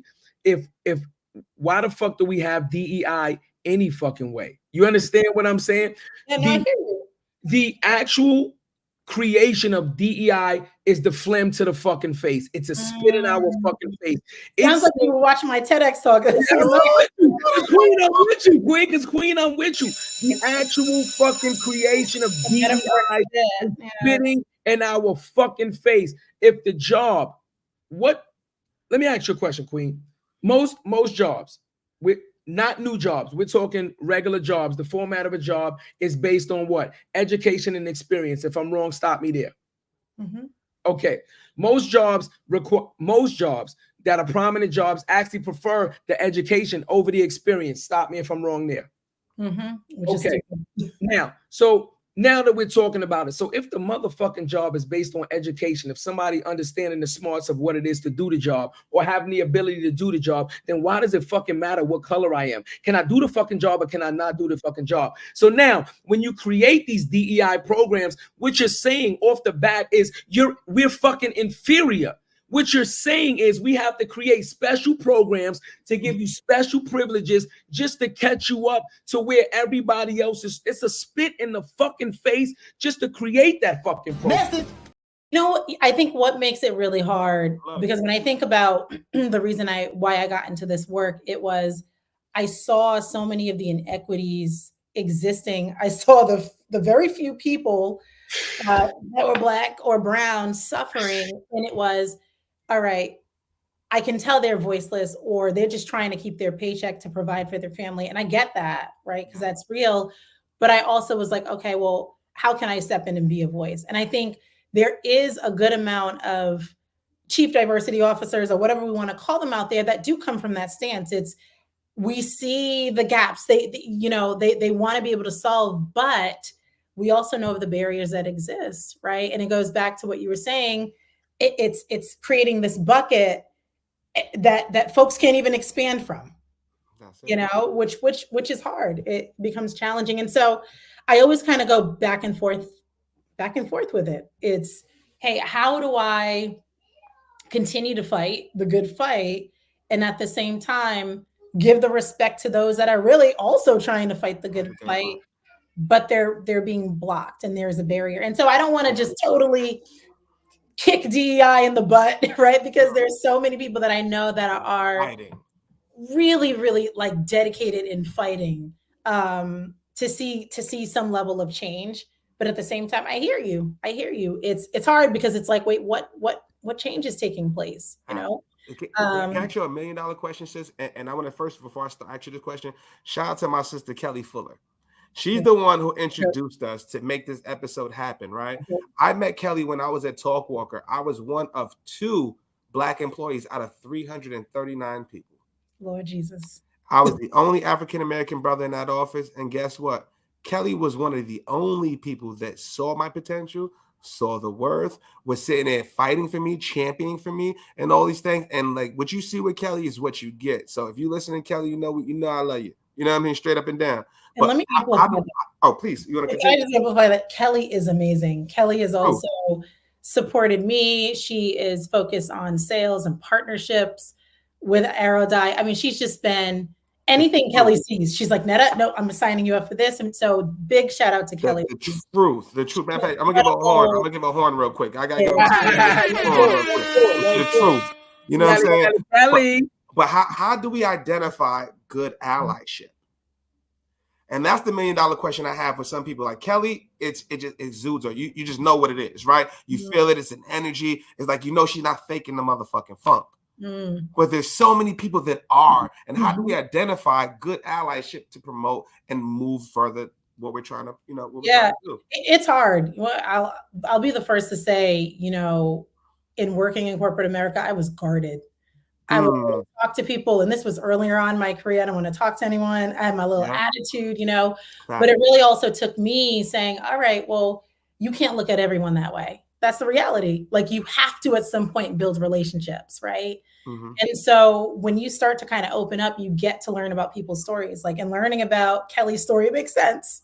Like crazy. Like Kelly's upbringing, her experiences, like she's always been connected to brown and Black people, right? Like that is her community.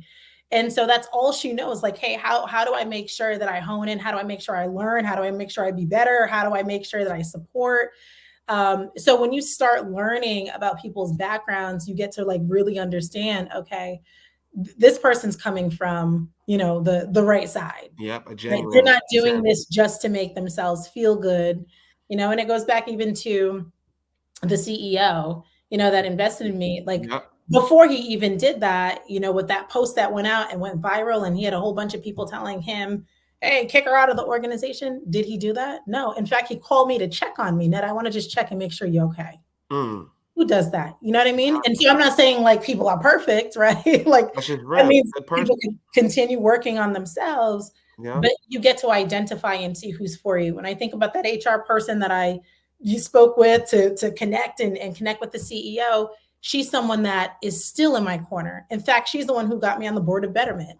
You know what I mean? Like, she's still in my corner until this day, checking on me and my kids. Not even wondering, oh, how can I get involved in business now? Netta, I just want to make sure you're okay. How can I connect you? She's brought me in so much business. So when you start to see, I can name a whole bunch of people like that. I like her though. I like her. I'm like, when I hear stories like that, I'm like, yeah.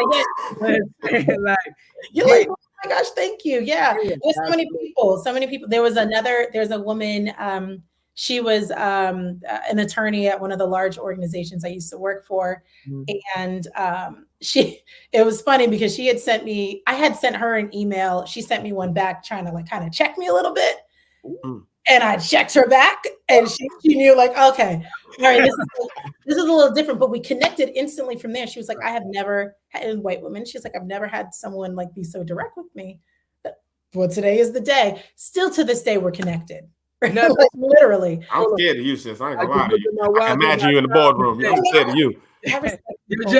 Jay, she said, oh, you sent that email? I just looked at my watch. I got time today. I got time today. Oh, you want to go back and forth on the email? I got time today, girl. You're going to get this work.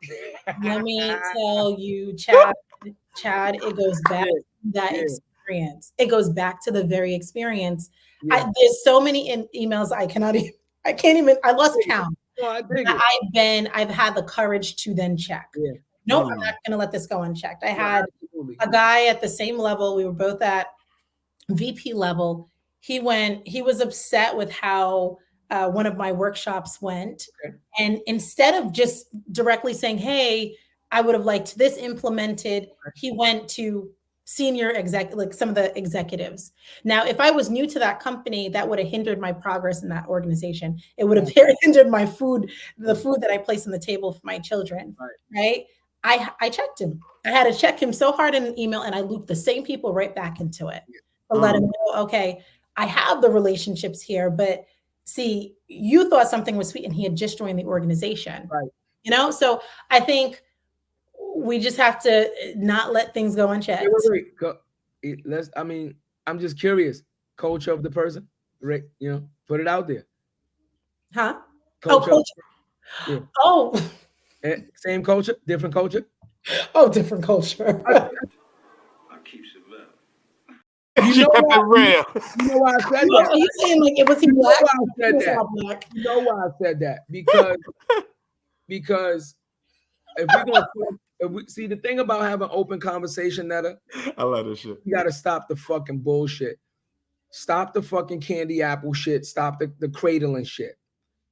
A lot of the times we face a lot of adversity. A lot of the times we face a lot of conflict because other cultures don't understand our fucking culture. And what we deem disrespectful, they look at as just everyday talk. I don't call it disrespectful. It's not disrespectful. It's not disrespectful. Okay. They do it all day long in corporate America. No, that's right. That's what I'm saying. It's always per my email, or some sexy language. It's the same stance. It's all that I'm doing as a leader as well is addressing the fact that we could have had a conversation together. Not coming off angry. I'm angry. I'm not coming off angry. I'm not a black angry woman.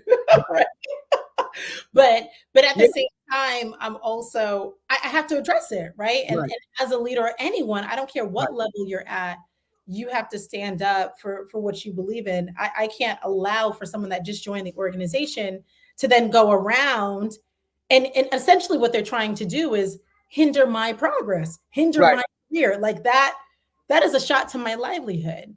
Right. So again, the way that I go about it has to be very strategic. And that's how I was. I said, hey, you know, this cannot happen. How can we make sure, like, what are next steps? How can we ensure that this won't happen? We're both peers. We could have the conversation together. And that's called a microaggression. That's actually called an aggression, right? So I started to train him. Oh, I didn't know that. Oh, well, now you know what a next step's going to be. We'll always make sure that we communicate. I'll always make sure that I communicate with you. Jarrett, we can't hear you. My fault. I must have muted on this. Okay. Our sister, Kim Williams, right? She's the CMO of Usher's New Look Foundation, right? Yeah. She came on and said the same thing and talked about microaggressions and things like that, moving up in corporate. And Hay just said, do you not fear being labeled angry black women? Because even when you come off a certain way, whether it's nice, nasty, however we want to put it, it's still going to be labeled a specific way. Jarrett, so I love that you've been able to get it. I was silenced. I was you was fucking. I was 7 years old and I was silent. I can't continue to be.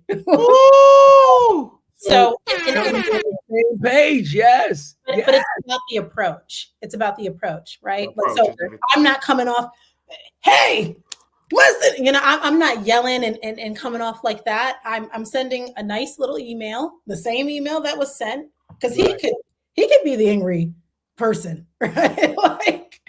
But it was all about my approach. I just had to tell him, hey, that's not the way that we should do things here. And what was interesting, again, because I had built those relationships and he had sent that email to executives, they looped him right back to me.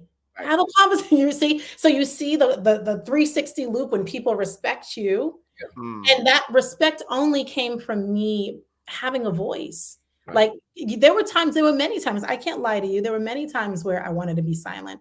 There were many times I was fearful. There were many times, even sometimes when I speak up, I'm like, oh crap, I'm not going to leave it's my opportunity. Like, but I really need my job and my money right now. You know, there were many times, but you have to still stand up for yourself. So, give a baby message. You know, Tiffany said, I struggle with that working in corporate and having to reset and express myself where it doesn't come off as the angry black woman. I feel like she's absolutely right, because I feel like the stereotypical model that they like to put on any fucking black woman that has an opinion, that shows her intelligence, that will not be fucking stepped on and disrespected, has to be angry. Why do I have to be angry if I know my value? Why do I have to be angry if I meet all the prerequisites that you fucking put in front of me to get this job? And then I'm saying, if you gave me this job, let me do my fucking job properly. Yeah. And I think, you know, going back to Tiffany's comment, and thank you for that, Tiffany. I had to also like lean on other people as well. Like I had to be okay with leaning on other people because, you know, you don't want to have to always be the one talking. So my allies, or we can call them whatever we want to call them, sponsors, they were also knowledgeable in seeing when there were inequities existing. You know, if someone was talking over me, like, hey, Netta was just speaking. Netta, could you share what you were just saying? Right. So like when you have other people, and that's one of the things I had to learn, because like I said, going into corporate America, I was so closed. I didn't want to talk to anyone. I just wanted to do my work and get the hell out, like even before 5 o'clock. But I had to realize that I still need people at the end of the day. Absolutely. Regardless if they look like me or not, I need them. Yeah. And so having people also supporting and fighting on your behalf, that's what helps you kind of build that muscle and that voice, because you know you're not going to be the only one talking. You're going to have a crew behind you supporting you. Yeah. I want to, you know, I want to just say, first of all, you know, Netta, I love this conversation because these conversations need to be had. Believe me, there's a lot of people that are younger than us that are going through this shit, that are looking for these type of answers that they cannot ask anybody in their circle because they might not have the experience. So when women like you that have the experience, that have the position come on and they give this information, it is invaluable. So I just want to thank you for just, you know, being upfront and being honest about it. You know what I mean? I want to switch gears a little bit because I'm curious myself. Aerodei. Where did you come up with that name? Like our company is, OTB Digital, outside the box digital. We have an understanding and a framework for why we created the company. Aerodei. Can you walk us through, where that name came from, and you understand what I'm saying? How you came up with that? I'm curious of how you came up with that name. What is the significance of the name of the company that you chose? Yeah. Aerodei. So when I think of aero, it's air. Okay. Right? So it's how do we keep sustained as human beings? Okay. How do we keep a breath within these organizations, right? Yeah. And then even from a business perspective, how do organizations continue to thrive? Right. And so that's how Aerodei really came into fruition. I love that. I was gonna say, because I know we're coming up on 2 hours almost, sis. Okay. I know you got the kids and stuff like that. I do want to ask you, I'm a LinkedIn motherfucker. Okay. I want to talk about the personal branding. When did that start, and what has been the overall impact of your personal brand been for Aerodei and yourself personally? Okay. Yeah, good question. It was for me like years ago. So when everyone saw LinkedIn as just that job platform to go and, land an opportunity, I started writing. I just started writing content and little things, right? And I was a recruiter at that time, so I needed to also connect with a ton of people. So I was building.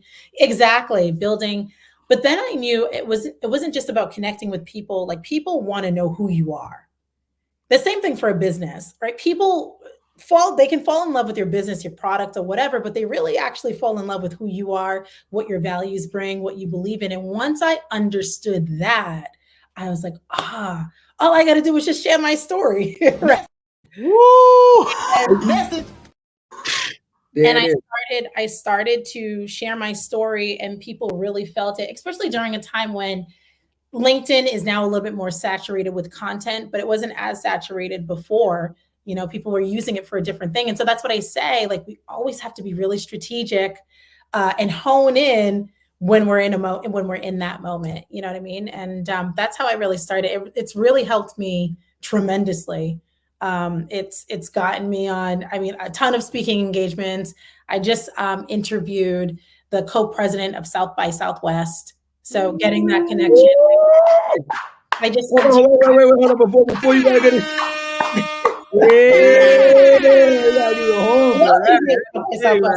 Y'all need to have your own space, but I also interviewed Arlen Hamilton. Do y'all know about Arlen? Oh, she's such a force. Crazy. No, I never heard of Arlen. I'll look her up. She's the founder of Backstage Capital. So focuses on, folks from underrepresented groups. Okay. And she went from being homeless, literally sleeping in San Francisco airport, using her jeans as a pillow. Went from that to Mark Cuban investing in her venture capital firm. She has her own Shark Tank, or he just found out about it? What was that? She wasn't on Shark Tank. Okay. Oh, so he just found out about the company somehow, some way, and wow. Yeah. She's a force. She's a force. And I just interviewed her. And there's so many people doing great things. And even just meeting her, when I tell you, I met her and I was telling her a little bit about a situation that I'm trying to navigate right now. And she was like, Netta, I'm here to support you. Right. Yeah, she just met me, but that's what I'm talking about. Like, when we as Black people come together to support, like, I asked her, I was like, hey, I'd love to interview Mark Cuban. What is the best way to connect with him? She hit me with his email. It was like, wait, Netta, I have to stop you right there, because we have been talking about this for the last week, almost every day straight. How long does it fucking take when you connect with somebody, when you realize somebody is doing something that you want to help them? How long does it take for you to say, I actually want to help them? And the answer is immediately. Anybody that truly wants to help, that does not have any ulterior motives, helps you fucking immediately. The same thing that you said, we had a guy get off the podcast in the green room behind the podcast, called 3 people, and not emails. Like, I'm calling them on the phone. They will be on your podcast. I'm connecting you guys. Here's their fucking personal number immediately. Mm-hmm. This is what we're talking about. If we stuck together as a community, right? Change doesn't happen in hundreds of years. It happens over fucking night. Message. We stuck together as a community. Change doesn't take 100 years. It happens overnight. If we stuck together and said, no, we're going to make this happen, and we're going to make this happen fucking tomorrow, with us as a Black and brown culture, with the power of the money that we spend in this fucking culture, we make things happen overnight. Mm-hmm. But the problem is, it's too much of this and not enough of this. Mm-hmm. Message. Listen, For this. I tell y'all I had a teardrop come on my eye yesterday because I was just like, damn, like I just didn't feel like I was getting Right. It's just easy access I can get into a lot of these organizations with the connections that I have. Right. And even with those people, I just felt like it was like dead ends. Dead ends. And then, but the person that I got a yes from is a white man, you know? No, look, wait, Yo. Jarrett. No, say it, Jarrett. No, you don't, Jarrett. Don't hold. Wait, Jarrett. Don't hold back. I know what you're gonna say, and go ahead and say it because we talked about this. It's always the other people that are not us that are supporting us. Yeah, Guess what? We had a business, and guess Yeah, what? We do over 5 million impressions on LinkedIn per year. And Yeah, guess what? We've never dealt with a Black client. To this day, we don't have a Black client. We don't have a Black client outside the box digital. We don't have a Black sponsor. We don't have a Black anything. Wait.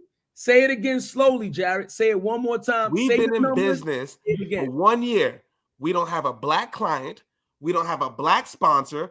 We don't have a Black anything. The only thing Black on this motherfucker is me and Chad. Yeah, it is. I'm telling you. Straight up. I'm telling you. And we're doing this shit, Netta, for the culture, right? For the culture. And guess what? Our show, and I don't know the numbers specifically off my head, but let me just say 80% is Black entrepreneurs, Black C-suite, Black affluential fucking people. And guess who the people that are fucking helping us? The other fucking culture. Well, that's what made me cry yesterday. Right. Okay. Right. Because I was just like, right. Damn. Even when I think about the funding, what was a white man that invested? Right. You know how many businesses I've had? This is not the first business I've had. I've always been an entrepreneur. This is not the first tech platform that I've had. I've always been an entrepreneur. But when I went to my own, shot. Right. People that I was I've been in front of people, been to their houses that are millionaires, Black millionaires. Right. Door. Wait. Hold on, Netta. Start talking your shit, but I'm gonna give you this in the background a little. Come on, Netta. She going to church. Netta, we going to goddamn church. Give your sermon, Netta. Give your sermon, Netta. Give your sermon, Netta, please. I mean, and it hurts. And that's why I go back to, I'm like, but what is it? Right? Like, what is it? That's why, Chad, when we were talking earlier and you were like, well, is it the oppressive mindset? Is it ego? What do you think? Is it a combination? That's why I say it's also ego is in there, you know, because at a certain point, you can't get Netta on the show. Get on the show on your own. I'm not referring her. Stop calling me. The other podcast. Sorry, sis. They're trying to call you. Our phones never ring before the fucking podcast. When we on the podcast, our phones ring 200 times. The other podcasts want to interrupt the fuck what we got going on. If you want Netta Jenkins, we're not giving it to you. You got to go get it yourself, motherfucker. If the price is right, we don't even want to just make sure you pay up. Make sure you pay up. Negotiate your own terms and conditions. Y'all are funny. But yeah, it's and that's a combination. I say it's a combination, right? Because like when you reach a level of success, you're a millionaire, you have this fancy house, you can pull strings, you're connected to this person, you live very close to former Beyonce and Jay-Z's former house or whatever in the Hamptons, right? Like when you have all of these things, and it's like, but damn, don't you see? But I also then say, okay, but Netta, hold on, put your ego to the side. not everyone's going to support you. Yeah, you're amazing. Yeah, you think your platform is amazing too, but not everyone is going to, not everyone needs to or has to support you. So I always try to back up, but I'm just like, damn, when you see someone going so hard, when you see someone going so hard, when you even hear of this story that what you really say they went from employee to employer and had it, not even a white person can say, yeah, my CEO of a former company invested. Like, you don't hear that. So when you hear that coming from a Black woman, wouldn't you think to yourself and say, damn, I got to invest. Like, I got to. Like, really what she was capable of doing, like, does not show heart, And grit and perseverance and determination and all that was given to you, Queen. Jarrett, she's saying, how many fucking times do Black people and brown people gotta fucking prove themselves before it's enough? Say it for what it is, Netta. Proving ourselves to our own people, though. To our own fucking people. To our own people. Because we know that when we get into fucking any industry, we already gotta work twice as hard as them. We gotta make twice as little mistakes as them. They'll get fucking, oh, let's slap on the wrist. Oh, you try, you do. Huh? Let us make a little mistake, and it's the end of the fucking world. You should have known better. I can't believe you did. This is what we're talking about. When is enough enough? I'm saying to you, Netta, when do you think enough is enough? How many fucking times do we have to prove ourselves? How many times will your track record come into question about you being successful before we fucking look at each other and say, yo, we moving. This is the right person to bet on. Vice is you fucking bet on somebody you don't even know, don't even have the same interests as you, doesn't understand your fucking culture, but you're betting on them because everybody else is bet. Like, what the fuck? Let's just take a step further. I know we're about to end up, but a step further, sis. Crazy, how many times bro. have people question you as a Black woman? Right. Yo, how many times have you walked in a room and they're like, Aerodei, what the fuck? Or they give you a look or a stare. How many times does that happen? I guarantee. Here's the thing. I don't want to say that they ask you to. I don't even. But it's not even. The energy is not even coming from white people. Like it comes from my own, and that is what broke me down yesterday. Yeah, it is. Because I was just like, damn, like this doesn't have to be that hard. It really doesn't have to be that hard with like the connections. All it takes is like, listen, let's even just get in the room and listen to this girl. Let's see even if just out of 100 of these companies, right? Like their CDOs of 5 of us. Let's say 5 of us out of the group, we have to pour. Can you imagine that type of movement? And not only me, right? Like I'm talking for me because I'm building this damn technology. Not only me, there's so many people in that position as well that are doing brilliant things, but can't even break through the door with their own people. Message.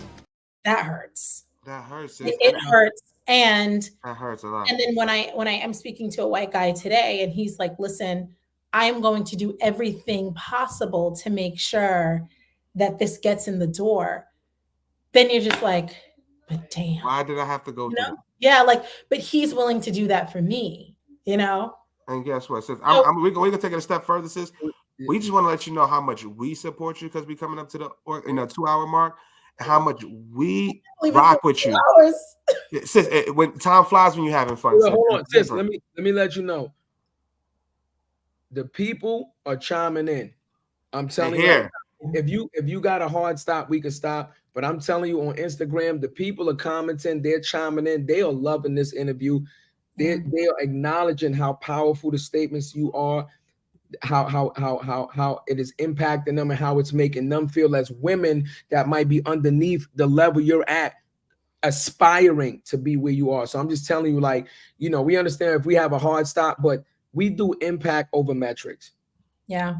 This is your story. So as long as you want to go, we're going to sit right here. Be clear. Thank you for trusting us with your story. Absolutely. You know what I mean? Of course.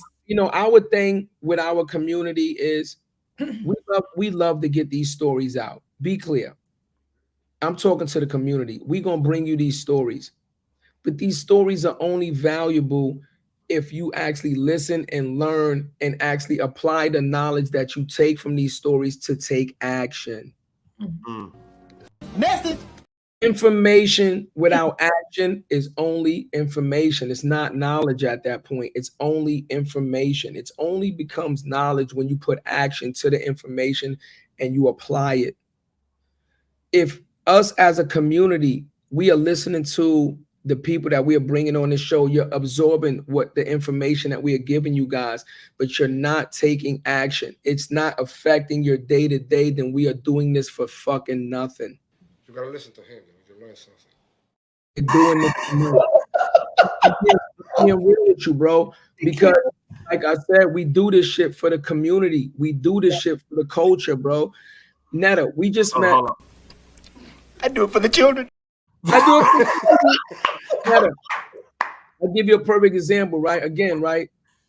We had a guy that we interviewed on the show. His name is Mike Barron. Shout out to Mike. Shout out to Mike Barron. On the show, Mike Barron said, yo, I fuck with you guys. I feel your heart. I feel your energy. I really want to connect. We always extend an invite to any one of our guests. Whenever you come to New York, meet us in person. Let's break bread. Let's talk. We've been with Mike Barron for 2 days straight. Mike Barron flew in on a Tuesday, met us yesterday for dinner on Valentine's Day, on his anniversary. Met up with us. We broke bread and had dinner last night, and we took him around the hood today on a tour. That's why we was a little late and we was moving around. But you know what Mike Barron did? 2 things that he did. One, he listened to us and said, let's talk business and let me try to help you guys move into a different space. That's number one. Number 2, he said, I understand you guys' energy, and even if I can't help you financially, let me talk to you and listen to what you're doing, and maybe I can give you a little bit of business acumen to help you be better. Support doesn't always come in a financial form. Yeah, absolutely.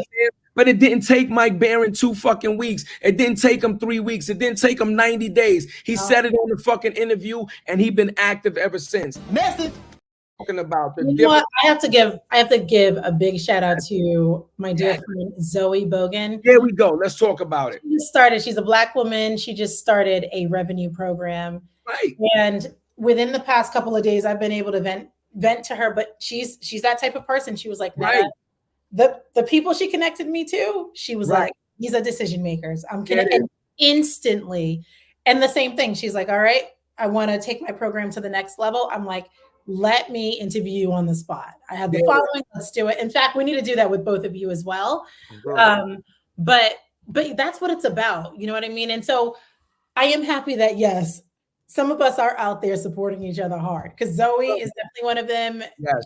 Chad, Jarrett, y'all one of them, right? Like, I'm like that as well. And I know there's many others. And then you have the other people that won't support, you know, and that's we need a horn for that. It's a lot of you motherfuckers. And what I got to say to you motherfuckers that don't like to support and talk shit. Hate it. Snap from the squirrel. Hate y'all. Hate y'all.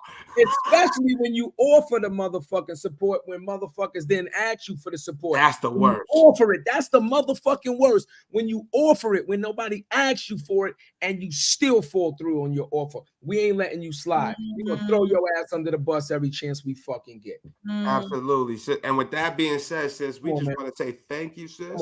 We rock with you. You know, you got brothers now that are in New York City that are rocking with you, supporting you. All of that. Since anything we can do, we've had motherfuckers. We had Doug Melville on, one of the chief university over, one of the big people. We had Walter Gibb. Whoever you need to talk to, sis, anything that we can help, we're on deck, sis. And I'm putting our number right now in the private chat. You know, just in case we can make another private chat. But please, sis, make sure you get in touch with us. And thank you for sharing your journey with us, because you didn't have to take 2 hours out of the time from away from the babies, away from the family to come rock with us. And this was such a real ass discussion. Thank you. But be clear. I'm going to say this to you, and my cousin is going to co-sign this. This is not our last interaction. Definitely. We are working on a lot. We're working on a venue right now. We are working on a lot of things behind the scenes to not only talking to people like you, but bringing people like you to a venue in person. You, Doug Melville, Walter Gear, Black influencers in the DEI space, in this space where it's only 2, 3, 4 y'all sprinkled in the world, and having people be able to walk up to you and humanize you and say, I met Netta James and I got a chance to speak to her, and you guys to spread that message in person, because virtual is dope. In person is a lot better, so that they can connect and we can actually fucking spread this message in real time. We're working on putting this event together where we can teach, people can learn, and not all school shit. We're gonna have a good time, have some drinks, but you can come, you can learn, you can listen to some testimony, and you can humanize the people that you look up to or you respect. Yeah. We're working on that, and we are going to extend the invite to you for that. Though. Thank you. Thank you. I'd love to be a part of it. Anything y'all do. I know y'all gonna bring the fun and the heat and listen, Netta, I'm just gonna tell you something right now. Shoulders person, just understand these shoulders work. Uh-oh. The shoulders work. So we're gonna get to the business, but after the business, we want to make sure them shoulders work.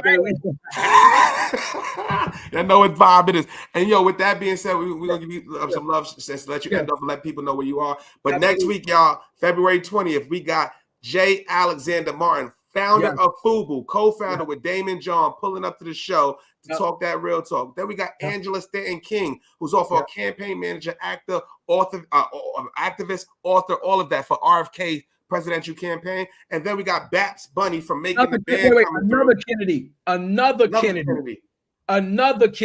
Wait till we get Kennedy on the show. We're going to ask him, do you have steak and Kennedy fried? Look at me. Another Kennedy, right? To show you the lineage of how many fucking Kennedys have been in political power. That is a statement. Keep going, Jarrett. We're going to Babs Bunny. And then after that, we got Fan Appreciation Week. You know what time it is. And then March 7th, we got Miss Latavia Woodward, Offset's mama. Mama Set coming through. Mama! What we doing, man? Listen, do me a favor, Netta, please, I need you to do two things for me. Number one, let the people know where they can find you, because I guarantee you there are going to be people that want to get in contact with you via social media. Number two, in the private chat, if you could put your number in there. What we do is we create a group chat between our guests, me, Jarrett, and the guests, so that way we can always be connected. So that way, any events or anything, we can always stay in communication, because this is the first of our conversations. It will not be the last, and we look forward to fostering this relationship. And also, if you know any queens, we're doing Women's Appreciation Month. We would love to get Black queens that are doing amazing things. We're halfway booked. If you know any queen that you could put us on to that doing amazing things, like all and the other people, we'd love to have them on and celebrate them here and get the real shit. Yeah. We'd love that. Look, Hayes said, I've seen every episode of this show, Queen. This is my top 3 easily. And let me talk about it. Let me tell you something. Hayes does a lot of our analytics and backgrounds, and for him to say that, again, I'm telling you, that's not bullshit. He's telling you how impactful that was to him as a Black man, right? But you also seen Tiffany and a lot of other people come on that's telling you how Look, Tiffany just put up the fire to show you how impactful it is to Black women. Your message is getting out there, Queen. Please don't stop. Let the people know where they can get in contact with you. Yes, everyone connect with me on LinkedIn. I'm on there every day. And it's Netta Jenkins, NettaJenkins. There it is. Oh, man, thank you, Queen.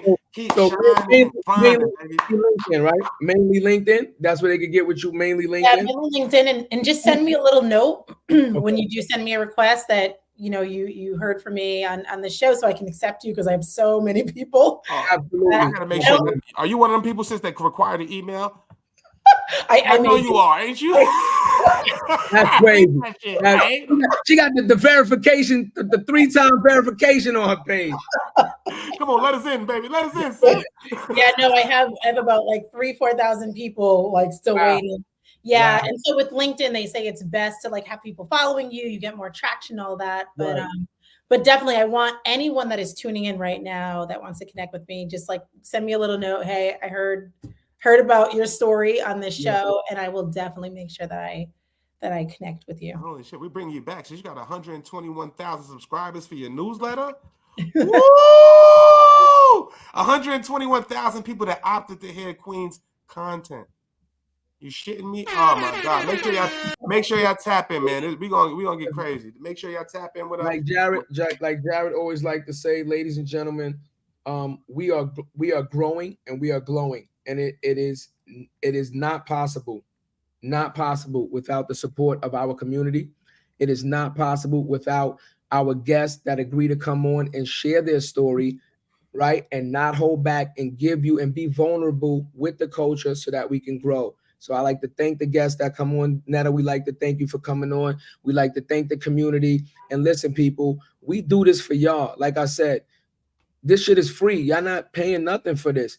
If you can't tune in or you can't subscribe or you can't do anything, then you know what? This is not worth it to you. You're not the audience that we're looking for. We're looking for people to lock in. We're looking for people. We are looking for people to take this message and take action forward. That's the bottom fucking line. We know we're not gonna reach everybody. But we know we can reach a few, and with the few that we do reach, it will change their lives, which will roll down a trickle, and you will change your family's life. And that's what we are. And that's what we are. And what Kim said, what we are, we the curators of the culture, baby, more than the title. Thank you for tuning in. We outside, hoodied on, hoodied up, we out of here. What you know about me?